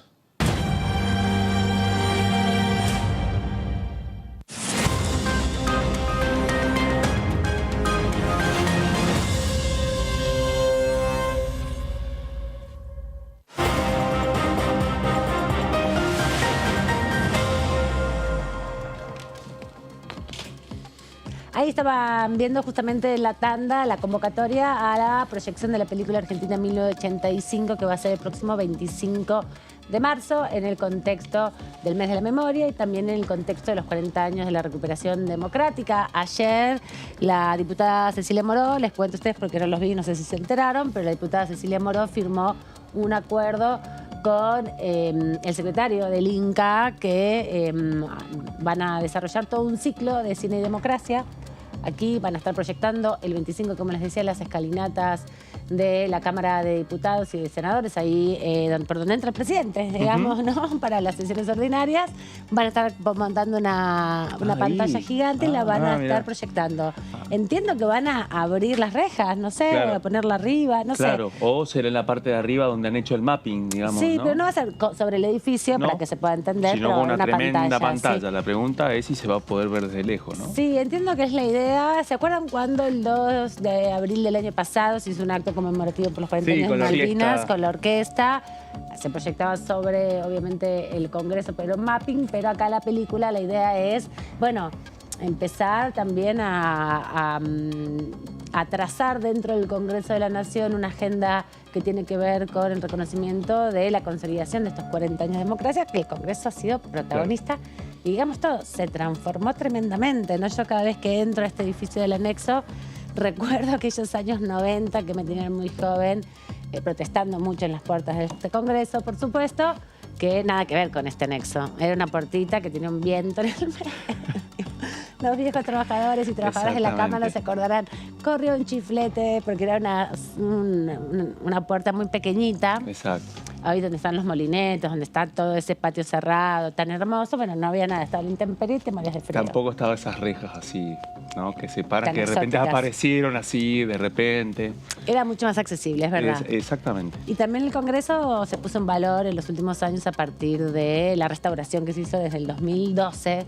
Arrancó la restauración del Congreso, por eso está tan linda, igual que el edificio del Molino, que también unos años después fue expropiado, recuperado. Totalmente. Ojalá pronto lo abran Sí, para actividades culturales. Exactamente. Sí, sí. Para ver las películas desde el café. ¿Sábado 25 a qué hora? A las 8 de la noche. A las 8 de la A las 8 de la noche va a ser la proyección. Gracias, Tony. Está bueno. ¿Vos la viste la peli? Sí, vos también la viste. Todos la vimos. Bueno, pero es una ocasión de verla de manera colectiva. Sí, siempre está bueno volver a verla, digo. Claro, y también en estas situaciones de, va a ser justamente inmediatamente después de la marcha, al día siguiente, del 24, y también, bueno, una ciudad que está no solamente llena de turistas, sino también llena de gente que vive en la calle, que no ha podido ir al cine, Claro. y no tiene Netflix, ni Prime, ni ningún servicio, y mucha gente que también vive en condiciones muy precarias en la Argentina y en la ciudad de Buenos Aires, así que van a ser un buen momento para ver la peli. Sí, también, bueno, la dieron hace poco en el Gumont, en el cine que tiene el Inca acá a poquitas cuadras. También con una entrada súper accesible. Sí. No sé si sigue, no sé que hace poco, No hasta sé, hace creo poco que, no estaba. sé si lo están pasando ahora. Creo que le pasaron hasta el Oscar. Pero, hasta que perdimos. pero también ahí hubo una oportunidad muy linda para acercarse a ver la película. Sí, me contaba Analia, recién nuestra productora aquí por La Cucaracha, que los niños y adolescentes, las juventudes, fueron con las escuelas, muchos, Mirá. a verla al Gomón. Y Meli Jofré nos contaba que ella la vio gratis en su universidad, en La Matanza, que también se hizo una actividad muy interesante. Así que en ese contexto, el próximo 25 pueden venirse aquí con la birrita, con un matecito, con lo que sea, para comerse un chori también, un buen momento, ver esa peli. Y es en el marco, como les decimos, de un ciclo que se va a desarrollar en la Cámara. La primera actividad fue el 9 de marzo, recuerden, cuando se les dio a las trabajadoras de la Cámara un reconocimiento a aquellas que habían entrado en el inicio de la recuperación democrática del 83, ¿no? Que llevan ya 40 años prestando servicios, que eran muy jóvenes cuando ingresaron, y se les reconoció no solamente a todas las trabajadoras de la Cámara por el 8 de marzo, sino especialmente a ellas, porque, bueno, los trabajadores de esta Cámara y las trabajadoras han sido guardianes de los procesos democráticos también, ¿no? Totalmente, sí, y haber afrontado momentos muy complejos que capaz que las nuevas generaciones no terminan, uno no termina de dimensionar cómo ha sido trabajar en el Congreso sin funcionamiento. Ajá. Digo, le digo a Ricovene porque me Es el mira, más se joven. sonríe así. A Mardones le gusta mucho hablar de las nuevas No, generaciones. pero digo, Por ahí es supuesto, un porque dato... nos agarra el viejazo, a mí también. Pero es un dato importante. ¿Cómo ha sido vivir en un Congreso que está anulado por una dictadura? Bueno, ¿Cómo acá es? Vetado, sí. recuerdo... ¿Cómo es?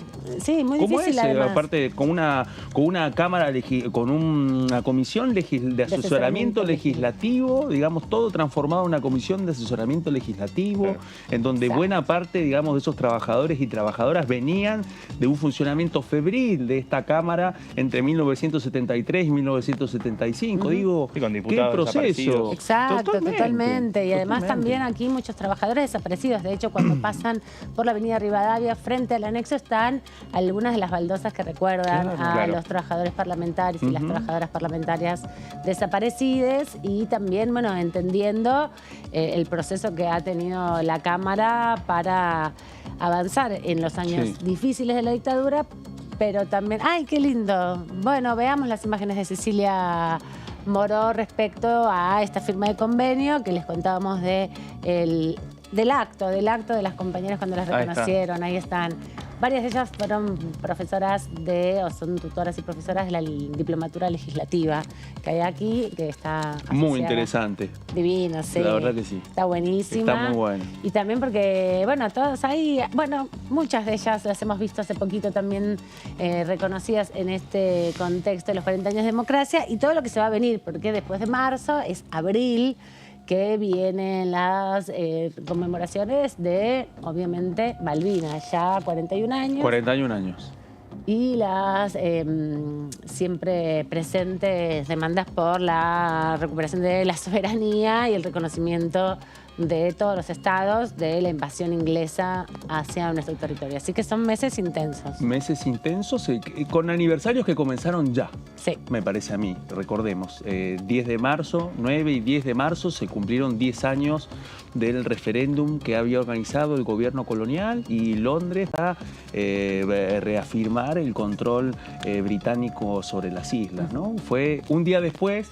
Fue electo Jorge Mario Bergoglio como papa, digamos, y es en ese contexto en donde la Cancillería ha hecho algunas jugadas. Sí. Una tuvo mucha repercusión, que fue finalmente la reunión que tuvo Santiago Cafiero con un subsecretario de la Cancillería británica para confirmarle la anulación final de la comunicación conjunta que firmaron Alan Duncan y Carlos Foradori. Y luego otro dato que pasó un poquito inadvertido, que fue finalmente la formalización de quitarle la autorización al vuelo que había habilitado, ese segundo vuelo que había habilitado el comunicado conjunto, que era una ruta con terceros países, que era una ruta de Latam Brasil, que salía de San Pablo, hacía escala en Córdoba y aterrizaba en la base militar de Monte Apacible.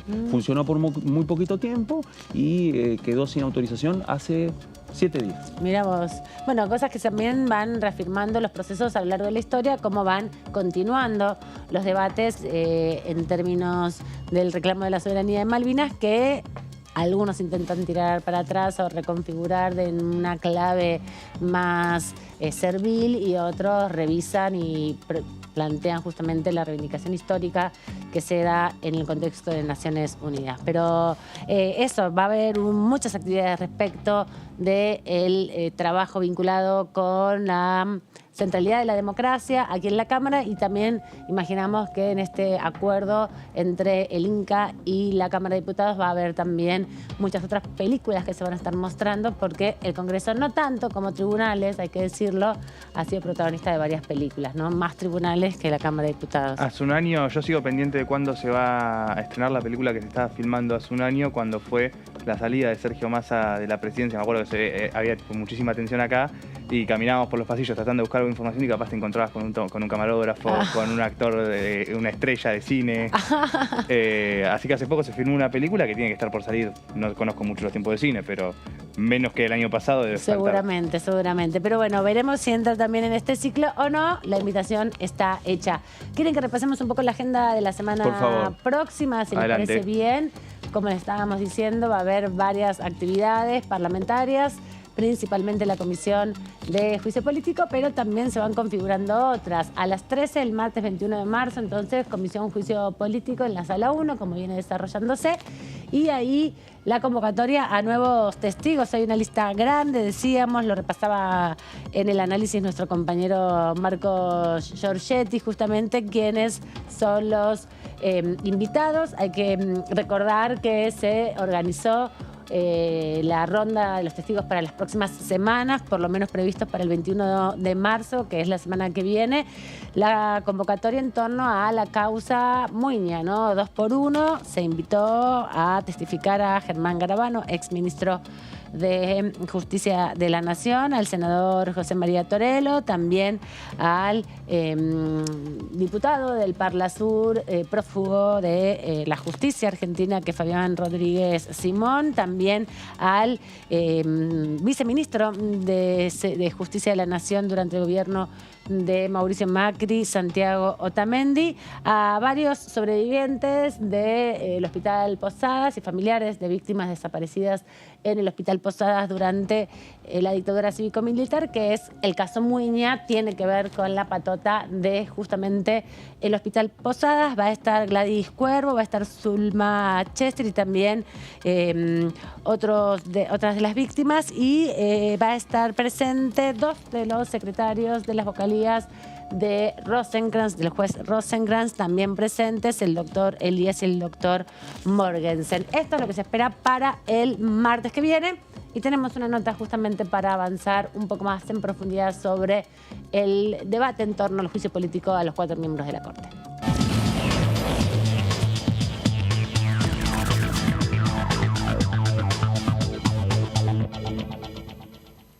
Le agradecemos al diputado Leopoldo Moro del Frente de Todos y uno de los integrantes de la Comisión de Juicio Político. Estamos repasando lo que va a pasar la semana próxima. Gracias, diputado, por este ratito aquí en la tercera edición. ¿Cómo está?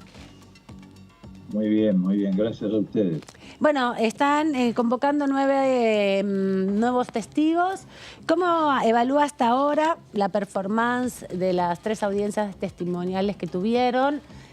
La última fue bastante tensa en relación a la posibilidad de hacer las preguntas con la oposición interrumpiendo bastante asiduamente, pero ¿qué evaluación hace estas 3 primeras instancias con los testigos, no?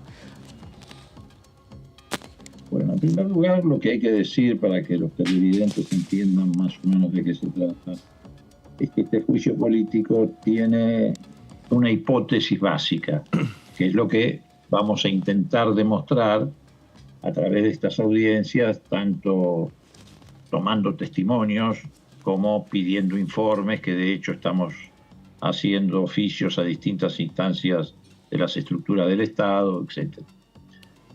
¿Cuáles son esas hipótesis? Bueno, que las sentencias que están bajo la lupa, 2x1, Consejo de la Magistratura, coparticipación, han sido sentencias negociadas o traficadas. Es decir, son sentencias que no salieron de un razonamiento lógico del derecho, sino de decisiones políticas que llevaron a negociar a la Corte, en algunos casos a la totalidad de la Corte, en algunos otros casos a algunos miembros de la Corte, con litigantes, en este caso el gobierno de la ciudad, o Juntos por el Cambio, o con el gobierno de Macri en su momento, que tenía un compromiso implícito con los represores de aliviarles su situación o incluso, si fuera posible, abrirles las puertas de las celdas en las que estaban encerrados como consecuencia de los juzgamientos que llevaron a esa situación. En este caso específico, ¿cuál fue la negociación? Bueno, la negociación fue la siguiente. Macri decide incorporar 2 miembros por decreto, Rosati y Rosenkrantz. Esto ya lo conocemos todos. Rosati a propuesta de la doctora Carrió, pero también con el aval de Pepín Rodríguez Simón, el que actualmente está prófugo en Uruguay, y Rosenkrantz con el aval específico y concreto, cosa que reconoció incluso el propio Macri en un reportaje con Majul, también de Pepín Rodríguez Simón. Ahora bien, ¿cuál era la contrapartida a esta designación por decreto? ¿Cuál era el compromiso que asumían Rosenkrantz y Rosati? Entre tantos compromisos, el que asumieron era aliviar la situación de los represores. Pero ¿qué pasaba?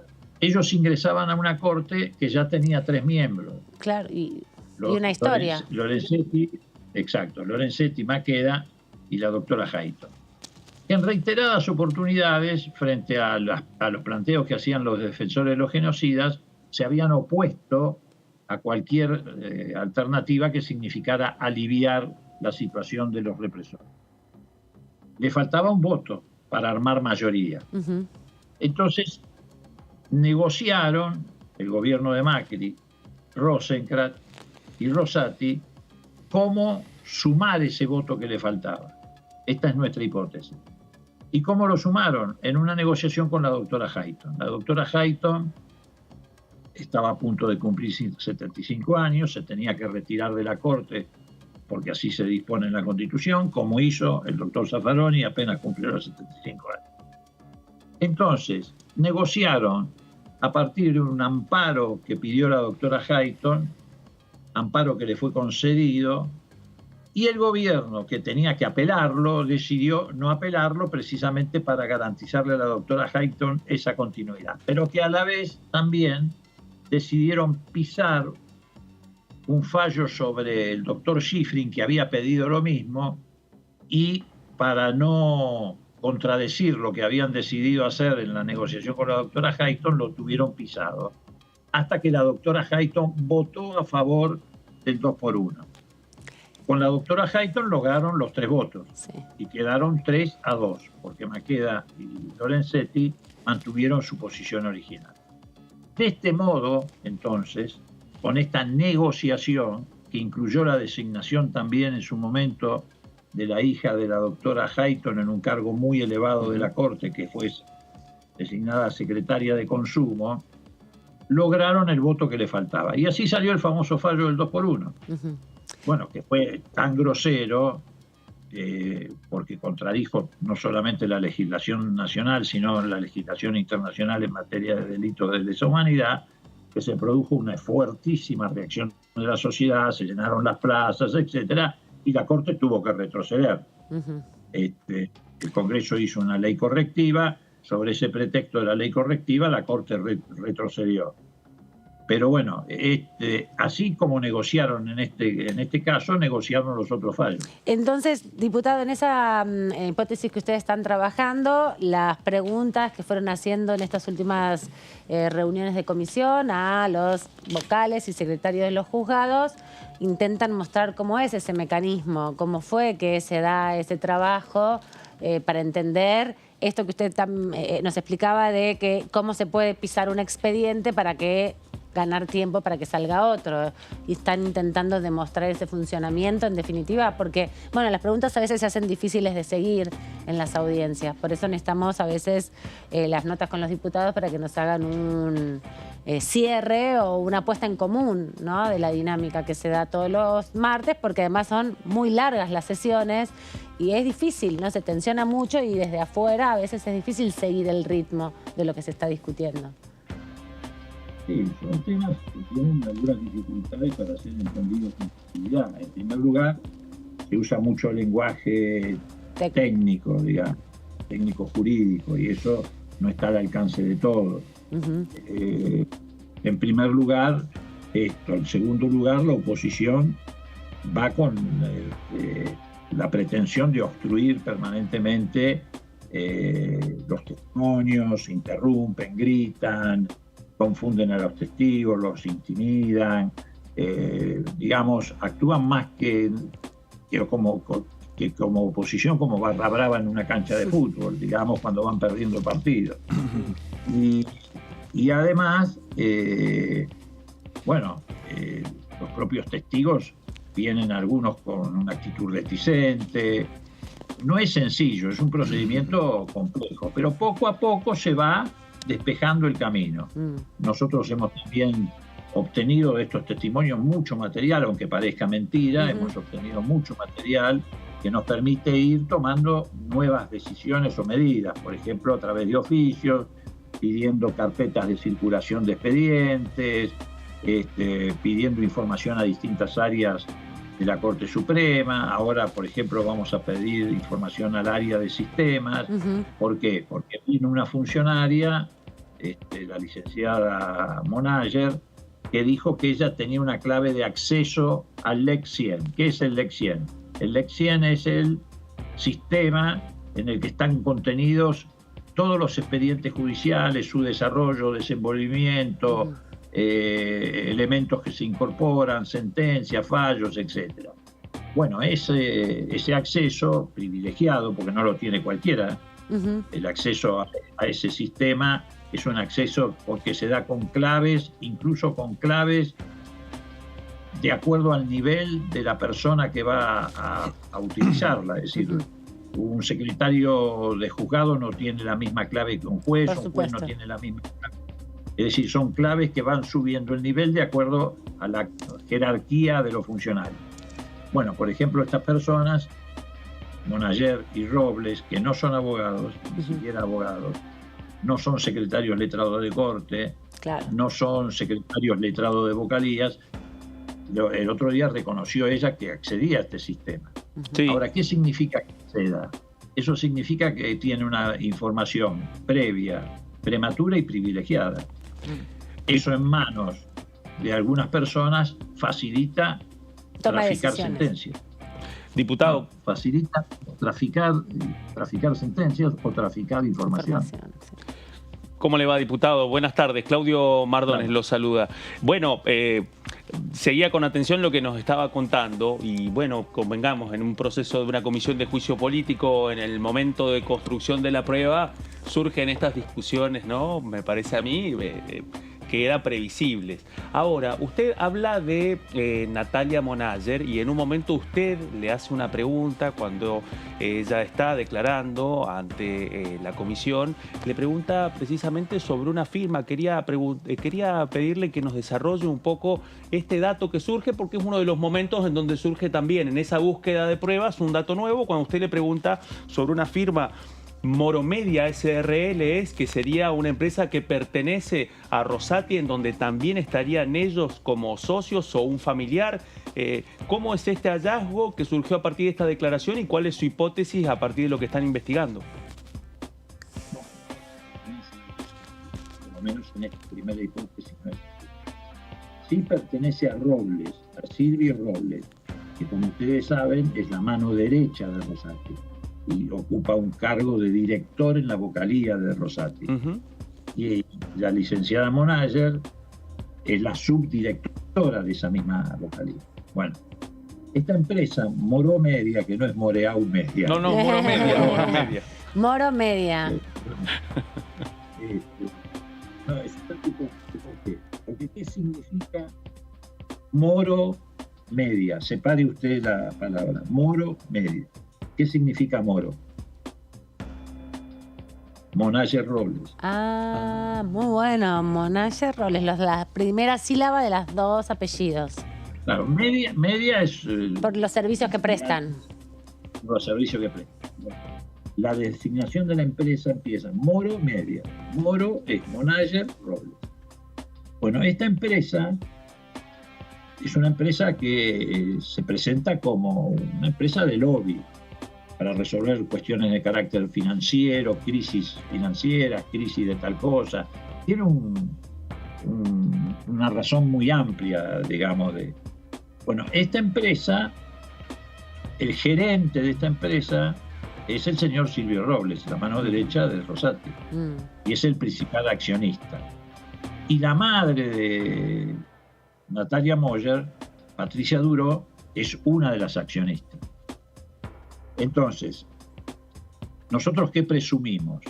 Que a través de esta empresa y teniendo ellos acceso a través de las claves a las que yo acabo de hacer referencia, del sistema, a este sistema Lexien, ha jugado un papel muy importante precisamente en el tráfico de influencias.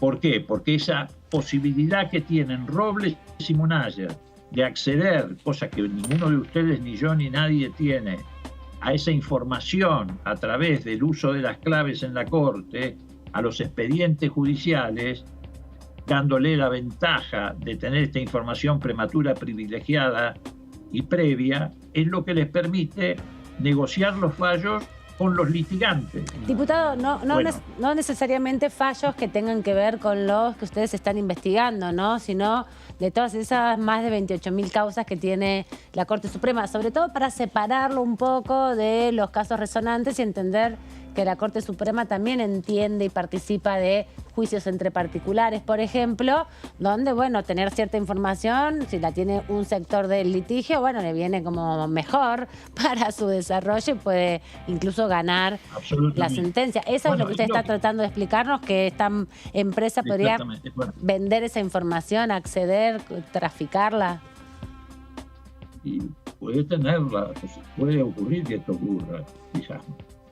Bueno, de hecho, en el caso de coparticipación, todos sabemos a través de los chats que se conocieron que Robles le pasaba información a Alessandro, que representaba al gobierno de la ciudad en el conflicto sobre la coparticipación y que representaba al PRO en el conflicto sobre el Consejo de la Magistratura, y le decía, mirá, hagan tal cosa, tal otra, etcétera, porque sabía cómo iba evolucionando ese expediente. Ahora, como ustedes bien dicen, esto es lo que sabemos en un caso de resonancia pública o de carácter institucional. Ahora, no sabemos qué ha pasado con infinidad o miles de juicios que también están en la Corte y que también son susceptibles de correr la misma suerte si es que esta gente que conformó esta empresa. La empresa, de todas maneras, les quiero decir, estaba conformada de antes de que Robles, Rosati y la licenciada Monayer llegaran a la Corte. ¿Desde cuándo? Es más, y más o menos, yo tengo entendido, si mal no recuerdo, desde el 2012, que esta empresa actuaba como empresa de lobby. Cuando llega a la Corte Rosati, que lo lleva a Robles como su principal colaborador, Robles, esto fue julio más o menos del 2016, Robles renuncia como gerente de la empresa y le deja ese lugar al hermano, pero no renuncia como principal accionista de la empresa. Diputado, ¿cómo le va? Buenas tardes, acá lo saluda Antonio Ricovene. Uno ve en juicios importantes, trascendentes, como el que ustedes están llevando, que hay un momento del desarrollo, de la etapa, en la que pasa a ser muy importante para la opinión pública, donde aparecen pruebas que tienen un impacto muy fuerte. ¿Ustedes, hay alguna estrategia para llegar más allá de lo que sucede en la comisión? ¿Se imagina un escenario en el que este juicio pueda trascender la discusión política parlamentaria y pueda meterse en otros ambientes? Porque es muy fuerte todo lo que se está comentando. Bueno, la evolución, lo que yo le dije al principio a su colega, es que nosotros tenemos hipótesis. Esas hipótesis hay que probarlas. Claro. Si se prueban, en principio estarían corroborando la posibilidad de pedir la separación de los jueces de la Corte que caigan dentro de esta caracterización por mal desempeño en la función. Ahora, también podría ocurrir, si se avanza en otro sentido y se obtienen pruebas de otra naturaleza, que en algún caso también se pueda pedir la separación por delito en el ejercicio de la función. Claro. Ustedes saben que el artículo 53 de la Constitución establece 3 causales de separación para los jueces de la Corte: mal desempeño en la función, delito en el ejercicio de la función o ser pescado en una actividad criminal infraganti, que no es el caso, que no sé, un miembro de la Corte que se lo pesque robando un auto, por ejemplo. Pero no estamos hablando... No, pero digo, para tratar de graficar. Un ejemplo, claro. Sí, o matando a la mujer, que podría ser más posible. Bueno, por ejemplo, sí. Delito infraganti, que no es el caso. Acá estamos, ustedes lo saben porque han seguido este procedimiento, estamos frente a 14 pedidos de juicio político, porque mucha gente dice, los medios dicen, no, el gobierno está... No. Es cierto que el Frente de Todos presentó pedido de juicio político, pero también lo presentó la coalición cívica respecto a Lorenzetti. También asociaciones civiles han presentado pedidos de juicio político y también particulares han presentado. Son 14 pedidos de juicio político que contienen en su conjunto la hipótesis de 62 irregularidades. Bueno, todo eso es lo que se está tratando de desentrañar. Lo que dice su colega, bueno, sí, puede ser que en algún momento esto trascienda el ámbito del Congreso. Por ejemplo, si aparece un delito específico, es más, nosotros tenemos la obligación como funcionario público de denunciarlo. No solamente en el ámbito de la comisión, sino también denunciarlo en el ámbito penal. Pero bueno, todavía no hay una circunstancia de esa. Y en relación a eso, la obligación de denunciar, también se dio un debate en torno a la notificación a la justicia sobre un presunto o un posible falso testimonio de uno de los primeros testigos que estuvo presente en la comisión. También se armó ahí una suerte de dinámica complicada entre oficialismo y oposición, de denuncias y contradenuncias a los 2 jueces que vinieron a testificar. ¿Cómo se resuelve eso? O si la denuncia al juez Ramos puede impactar de alguna manera negativamente en el proceso judicial el proceso de juicio político, que ustedes están llevando adelante.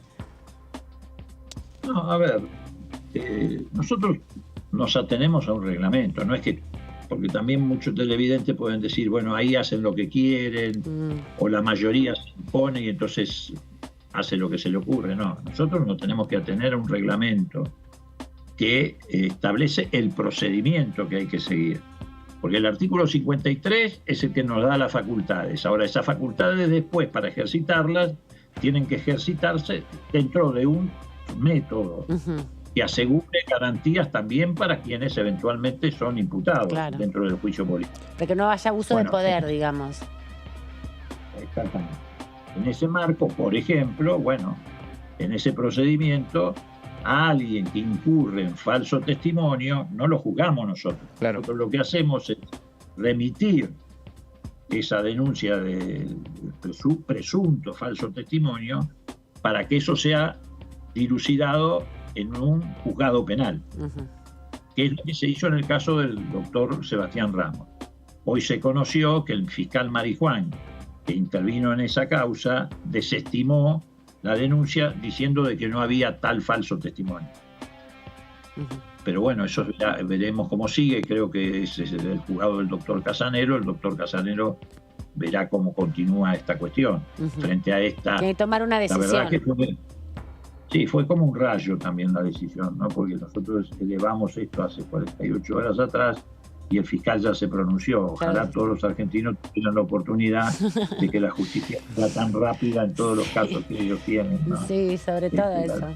Sobre todo, bueno, los juicios también de lesa humanidad, que es parte del proceso que ustedes quieren poner sobre la mesa en relación a estas demoras que se están dando. Y también trascendieron situaciones donde en los últimos años varios condenados por delitos de lesa humanidad fueron beneficiados por propios procesos que permite la ley argentina para acceder a revisiones de sus condenas o a disminución de tiempo de sus condenas, frente a una criminalización que se hace también de quienes están privados de la libertad por causas comunes, digamos, ¿no? Hay ahí como una situación donde pasa desapercibido que quienes están condenados por delitos de lesa humanidad están alcanzando grados de libertad, mientras se vuelve un discurso muy criminalizante, ¿no? Por quienes cometen crímenes, sin duda, y son castigados con la prisión. ¿Cómo cree que va impactando también esta puesta sobre la mesa nuevamente de la necesidad de avanzar con los juicios de lesa humanidad que vienen tan demorados? Yo creo que esto también puede contribuir a que se destraben estos juicios, finalmente avancen. También creo que esto, aunque ahora no aparezca como una cuestión que puede ayudar, yo creo que este juicio político va a ayudar en muchos sentidos. Primero, va a ayudar a que la gente tenga una idea más clara de cómo funciona el Poder Judicial, que la sociedad pueda asomarse a un ámbito que es medio clandestino, donde hay mucho secretismo. Uy, me parece... yo creo que la sociedad tiene la obligación, el derecho de asomarse. Creo que el juicio político ayuda en ese sentido. Por ejemplo, recién decíamos, un fiscal en 24 horas ya produjo un dictamen. Bueno, ¿cuánta gente querría que esto ocurra también en juicios comunes? ¿Cuántos matrimonios que están esperando una adopción querrían que en 48 horas se resuelva? ¿Cuánta gente que está esperando un castigo en materia de femicidio quisiera tener también el privilegio de que eso se resuelva sin duda de manera más o menos urgente? Bueno, todo esto está poniendo sobre la mesa, que es lo que importa también, está poniendo sobre la mesa la necesidad de cambios profundos en el funcionamiento del Poder Judicial. El juicio político, hoy por hoy, tal vez aparezca como un choque entre oficialismo y oposición ruidoso, etcétera. Pero yo le aseguro que con el tiempo va a ser muy valorado por la sociedad y va a traer beneficios muy importantes porque está poniendo en agenda una discusión que, te reitero, hoy está desarrollándose en los sótanos, en el anonimato, en la oscuridad, con un lenguaje que nadie entiende, encriptado.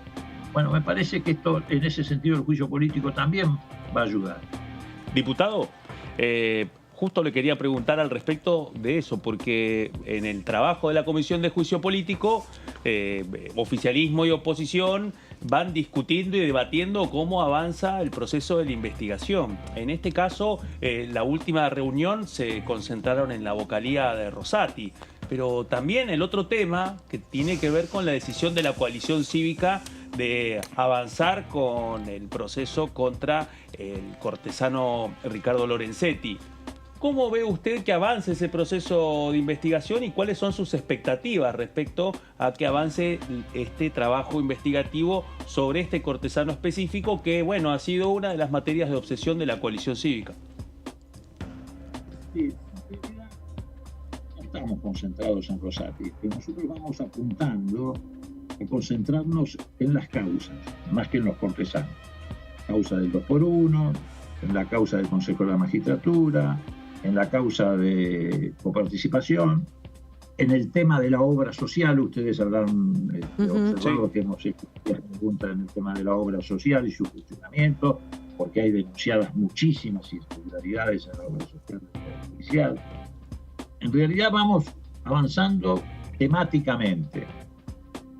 Lo que pasa es que, bueno, no todas estas causas los cortesanos actuaron todos de la misma manera. En algunas causas hay unos que están más comprometidos que otros. A eso me refería. Muy bien. En el caso de Lorenzetti, bueno, esta iniciativa que efectivamente fue de la coalición cívica, pero que también forma... Ustedes recuerden que nosotros como Frente de Todos estamos llevando el juicio político contra los cuatro miembros de la Corte. Nosotros hemos también avanzado en la medida que la propia coalición cívica también de alguna manera se ponga las pilas para avanzar, porque ellos están en una contradicción. Por un lado quieren avanzar y por el otro lado no quieren avanzar. Es decir, no ofrecen demasiados testigos. Es más, el testigo que ofrecieron, que fue creo que el senador Cimadevilla, el ex senador Cimadevilla, bueno, vino a la comisión, expuso, nosotros lo interrogamos, le preguntamos.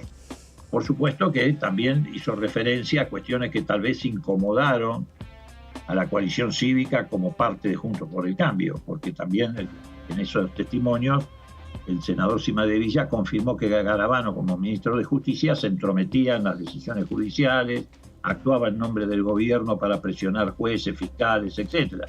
Entonces, lo que pasa con el tema Lorenzetti es que la coalición cívica no se termina de animar en avanzar, porque a su vez, como Juntos por el Cambio, por el contrario, trata de que el juicio no avance. Entonces están en una situación...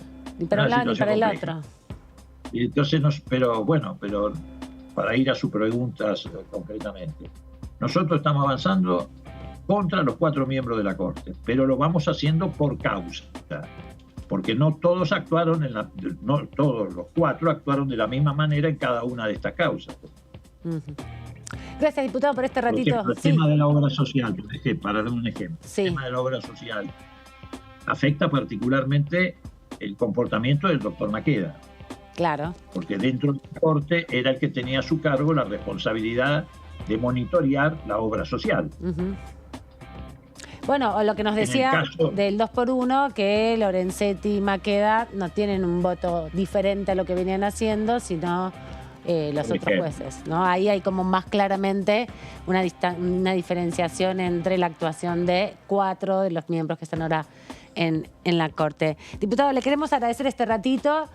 Tenemos mucho por delante, así que cada vez que tenemos una duda lo vamos llamando, porque cada jornada aparecen nuevas cosas en el contexto del juicio político, y bueno, también es parte de la agenda particular de este canal, porque sin duda es un evento extraordinario, no es tan cotidiano que haya un juicio político, y es un evento sobre todo que toma una significación particular en estos 40 años de democracia que vamos a cumplir. Así que bueno, gracias por la predisposición siempre. No, al contrario, gracias a ustedes, que les vaya muy bien y espero haber resultado útil. Por supuesto que sí. Muchas gracias, diputado. Hasta luego. Es que es difícil explicar todo, ¿no? Sí, Porque esa síntesis que hizo Morón me parece que hasta ahora fue la más clara que escuché respecto de cuál es la hipótesis de investigación en esta dimensión que tiene al caso Muiña, al caso del 2x1 como ejemplificador, como ejemplo desde donde entender cómo funciona el tráfico de influencias, ¿no? Había un criterio de la Corte sobre la atención de las pedidas de los represores para modificar los estatus de sus condenas. Siempre la Corte Suprema lo había rechazado. Claro. Ingresan 2 nuevos jueces por decreto. Después, obviamente, se ratifica todo el proceso de nombramiento, ¿no? Se normaliza a partir también, bueno, de una crítica colectiva de toda la sociedad, pero fue uno de los primeros decretos de Macri, ¿no? Así como se suspende la mayoría de los artículos de la Ley de Servicios de Comunicación Audiovisual, inmediatamente después el otro artículo es este, ¿no? Exacto. El nombramiento de estos 2 jueces. Y cómo eso va modificando los criterios históricos, sobre todo en las causas de delitos de lesa, que vienen muy demorados, que vienen generando, bueno, impunidad, ¿no? Porque Blaquier muere impune, que es uno de los que debería hace 8 años haber sido juzgado, por lo menos. Y la estrategia de esa dinámica para garantizar ese privilegio para los represores fue justamente una negociación con Jaime Menolasco para garantizarle un puesto para su hija de la familia judicial y para garantizarle más tiempo para ejercer como ministra de la Corte, ¿no? Porque se le vencía, la mandaban a jubilarse automáticamente. Y hacen una movida, no darle la jubilación, no darle la extensión del plazo de jubilación a un juez de La Plata, que es el juez Schifrin, que venía desarrollando causas de lesa humanidad, porque ¿de qué tema se entendía Schifrin? Delitos de lesa, como juez federal en asiento en La Plata. Entonces es como muy complejo, ¿no? Otra palabra me sale, pero no la voy a decir. Bueno, tiene ahí una particularidad. Por una parte, el desarrollo de la estrategia, las negociaciones, y por otra parte, lo que contaba Moró, la infraestructura técnica para el lobby. Digo, cómo se instrumenta, cómo son los accesos a la información privilegiada disponible. Y si pensamos que es la última instancia de la Corte, por eso, es importante eso habla tener de acceso. Que el acceso a eso es muy importante y, bueno, insisto, y en este caso también ya la identidad específica de una firma dedicada al lobby en donde hay involucrados directos que son funcionarios de la Corte. No está... no es un tema menor. No, y con eso que decís, pienso que justamente el decreto, no darle lugar o el rechazo del decreto del presidente sobre la declaración de servicio público de los servicios telefónicos e internet. El 690. El 690, que sale de la Corte Suprema de Justicia, bueno, no está hoy siendo objeto de investigación en este juicio de la Corte, pero sería muy interesante saber cómo fue el proceso de ese expediente, claro, ¿no? Bueno, sabiendo esta ingeniería, claro, ¿no? Totalmente, por eso. Sí, también viendo de dónde vienen Rosati y Rosenkrantz, digo, de los clientes que tuvieron. Exacto, ¿no? Como qué casualidad. Y además otra cosa que quedó picando hace 2 semanas, hace 2 audiencias, fue que Rosenkrantz se dio un plazo de 5 años para excusarse de las causas que tuvieran que ver con sus ex clientes. Claro, pasó mucho tiempo. Después de los 5 años como que no tuvieron ninguna relación. Borrón y cuenta nueva. En realidad, lo que dicen varios que conocen ese mecanismo, exactamente con la lectura de su estudio jurídico. Esa es la lectura del estudio jurídico, de un estudio jurídico muy influyente, que es el buffet del juez Rosa. Por eso, hay muchas cosas que empiezan a circular. Claro, exacto. Es como un andamio que se va armando para tratar de dar cuenta de cómo es este proceso, que intentan vendernos que no tiene nada que ver con nuestra vida cotidiana, pero en definitiva también hay algo que, bueno, como es tanto que hay que explicar, quedan muchas preguntas, ¿no? También en el tintero, pero yo me quedé también pensando 2 cosas. Por un lado, ¿cómo se conocen Rosati y Robles? ¿Cuál es esa relación? ¿De dónde sale esa relación? ¿Cómo llega Robles a esa vocalía? ¿Cómo llega a esa vocalía? Sin ser parte, además de... Porque, bueno, lo que explicaban los Garay es que hay una relación familiar también que te ayuda a entrar a la mesa de entrada de la Corte, por lo menos. A los Garay les ha servido, que son varios en esa familia, igual que los Maqueda. No, pero pensaba, eso por un lado. Y por otro lado... también lo vinculado a que vos tenés que hacer la denuncia en la justicia por ejemplo, tramitando esta denuncia o esta información sobre falso testimonio, y es la propia justicia la que tiene que decidir si eso no es falso testimonio, que tiene como cabeza de la Corte, si bien no es la Corte la que decide, tiene una influencia sobre los otros tribunales.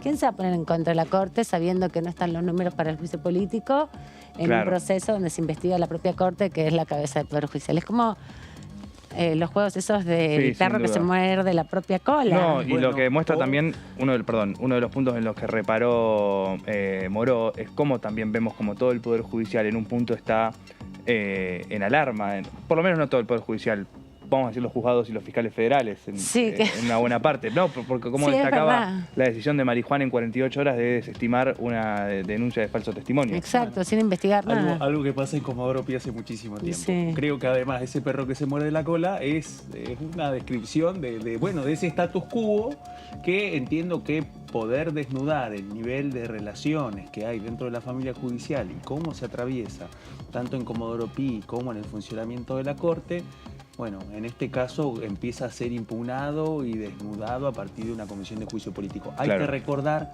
que en otros momentos también ha sido trabajo de la investigación periodística contar cómo ha sido, lo difícil que ha sido, revelar un poco cómo funcionan esas redes, cómo ha sido ese funcionamiento de Comodoro Pi en otros casos y especialmente en un caso específico que terminó en la nada, cómo fue las coimas del Senado. Claro, por ejemplo, ¿no? Que si en este tiempo nos remitiríamos a esos procesos, entenderíamos también cómo es eso que funciona, porque no es esto que se hace, esta trama que se intenta develar, no es una cuestión de adscripción ideológica. ¿No? Principalmente es una cuestión de funcionamiento a través de dádivas económicas, ¿no? Lo vimos con lo del lago escondido, no es inocuo y no está separado de toda esta dinámica, porque son esos jueces los que después entienden en las demandas y vimos una pequeña punta del iceberg, ¿no? A partir de esa filtración, pero te permite ver una conducta un poco más frecuente de lo que parece. Y lo de los coches también, que es parte de lo que lo denuncian a Ramos, por la filtración que se dio.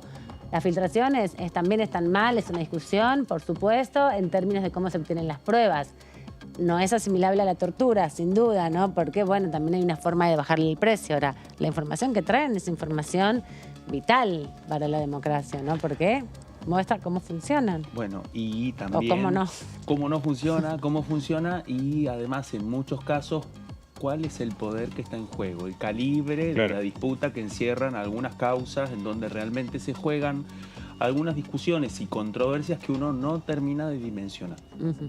Vamos a seguir repasando la agenda como habíamos hecho hace un ratito. Ya les contamos todo lo que sabemos de juicio político. No todo, pero todo lo que podemos contar. Hay cosas que nos reservamos, que ustedes pueden leerlo después. Por ejemplo, en Tiempo Argentino, en Letra P, en Perfil, ¿no? En Chequeado también. ¿Cómo te sacaron la ficha? Sí, me había olvidado. Vamos a seguir con la agenda. Decíamos que estaba esta actividad de las 13 horas, que es la Comisión de Juicio Político, que va a ser bastante larga, la van a ver aquí por Diputados TV, pero después también al ratito va a comenzar esta otra comisión, la de las 15 horas, la Comisión de Ciencia, Tecnología e Innovación Productiva, para desarrollar un poco de información sobre este Plan Nacional de Ciencia y Tecnología e Innovación 2030. Todavía no está circulando quiénes son los invitados, pero ya se sabe que van a venir bastantes invitados del palo científico. Recordemos que esta comisión la vienen presionando desde el oficialismo a Facundo Manes todo el mes que duró, mes y semana, que duraron las extraordinarias, ¿no? Que presentaron cartas. Sí, y finalmente no. No, sí, pero no. Sí, pero no. Tocaron la puerta y los dejaron afuera. Sí, toda una discusión en este caso específico, porque es precisamente Manes uno de los que viene diciendo en medio de toda esta controversia que es el momento de cambiar la posición respecto a dar quórum para sesionar y empezar a trabajar en determinadas cuestiones. Digamos, eso también es lo que está gravitando en lo que entiendo se va a definir la semana que viene para ver si hay sesión o no en ese 22. Bueno, Manes es otro de los que empezó la carrera presidencial. Bueno, pero todavía no se lanzó, ¿no? O sea, está así como especulando. Está esperando. Ahora sería su turno, luego de Morales. Digamos que le falta el acto, pero... Exacto. Le falta el acto, pero tiene un tema que le molesta mucho a Morales, que es que Manes dice Y también lo dice el expresidente Mauricio Macri, que es el radical que tiene más votos. Y eso no cae muy bien en el comité. Y no estuvo nacional. tampoco, fue de los que no estuvo. Pero sí estuvo su hermano. No estuvo. Ajá. Pero sí estuvo su hermano. Mandó Gastón. a... Bueno, ¿cómo están los Gastón, hermanos en la política? Como presidente de la ¿eh? convención ¿Cómo bonaerense. están los vínculos familiares? Está como la familia de la política. Pero la no, familia sí fue judicial. llamativa la ausencia el otro día en el Arrecte de Facundo Manes. Estaba en una charla sobre vaca muerta en Neuquén. Ah, mira, Sí, no me dieron los parece tiempos que no para lo ver. había invitado. Apa, no es que no le dio Parece el que no lo tip. había invitado. No había vuelo. Honestidad brutal entre No, radicales no, en sí, competencia. voló a las 5 de la Sí, tarde y parece. Morales habló alrededor de las 7. Parece que no hubo invitación. No tenía Pero no parece que tenía no hubo invitación pulserita. convenida y bueno, fue el titular de la convención Y sí, bonaerense. que no podían zafar de eso. Que es el digamos. arquitecto de la candidatura de Manes también, ¿no? Sí. Bueno, todo esto también atraviesa y trasunta a la discusión política aquí en la Cámara de Diputados porque es lo que permite o no que se pongan de acuerdo con la multiplicidad de expresiones políticas que hay principalmente en la oposición, ¿no? Es lo que más le cuesta al oficialismo Claro. negociar con cada uno de los sectores. Nos vamos rápidamente. Hasta mañana. Gracias, Claudio Mardones. Un Buen fin de gusto. semana. Igualmente. Que recobre energía para la semana que viene. Bueno, vos también, te veo el lunes. Nos vemos el lunes. Qué bueno, que descanses entonces. Muchas Antonio gracias. Ricovene. A ustedes los dejamos con más DTV aquí en el canal justamente de la Cámara de Diputados.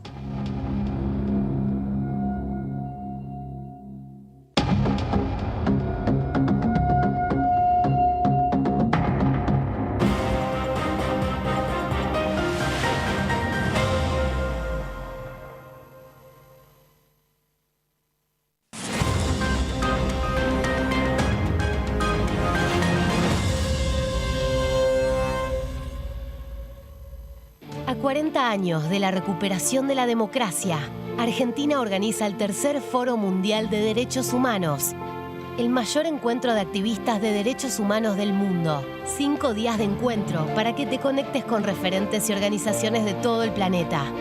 Del 20 al 24 de marzo, vení a ser parte de las conferencias, paneles, talleres, conciertos y un montón de actividades culturales. Por el futuro que queremos. Argentina Presidencia. Tenemos 5 meses para presentar prueba irrefutable contra 9 comandantes. Señores jueces, nunca más.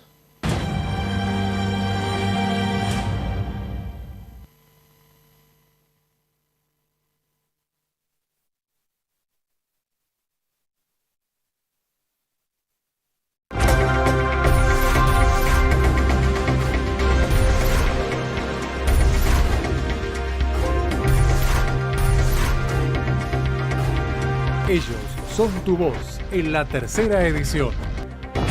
DTV, el periodismo en el Congreso.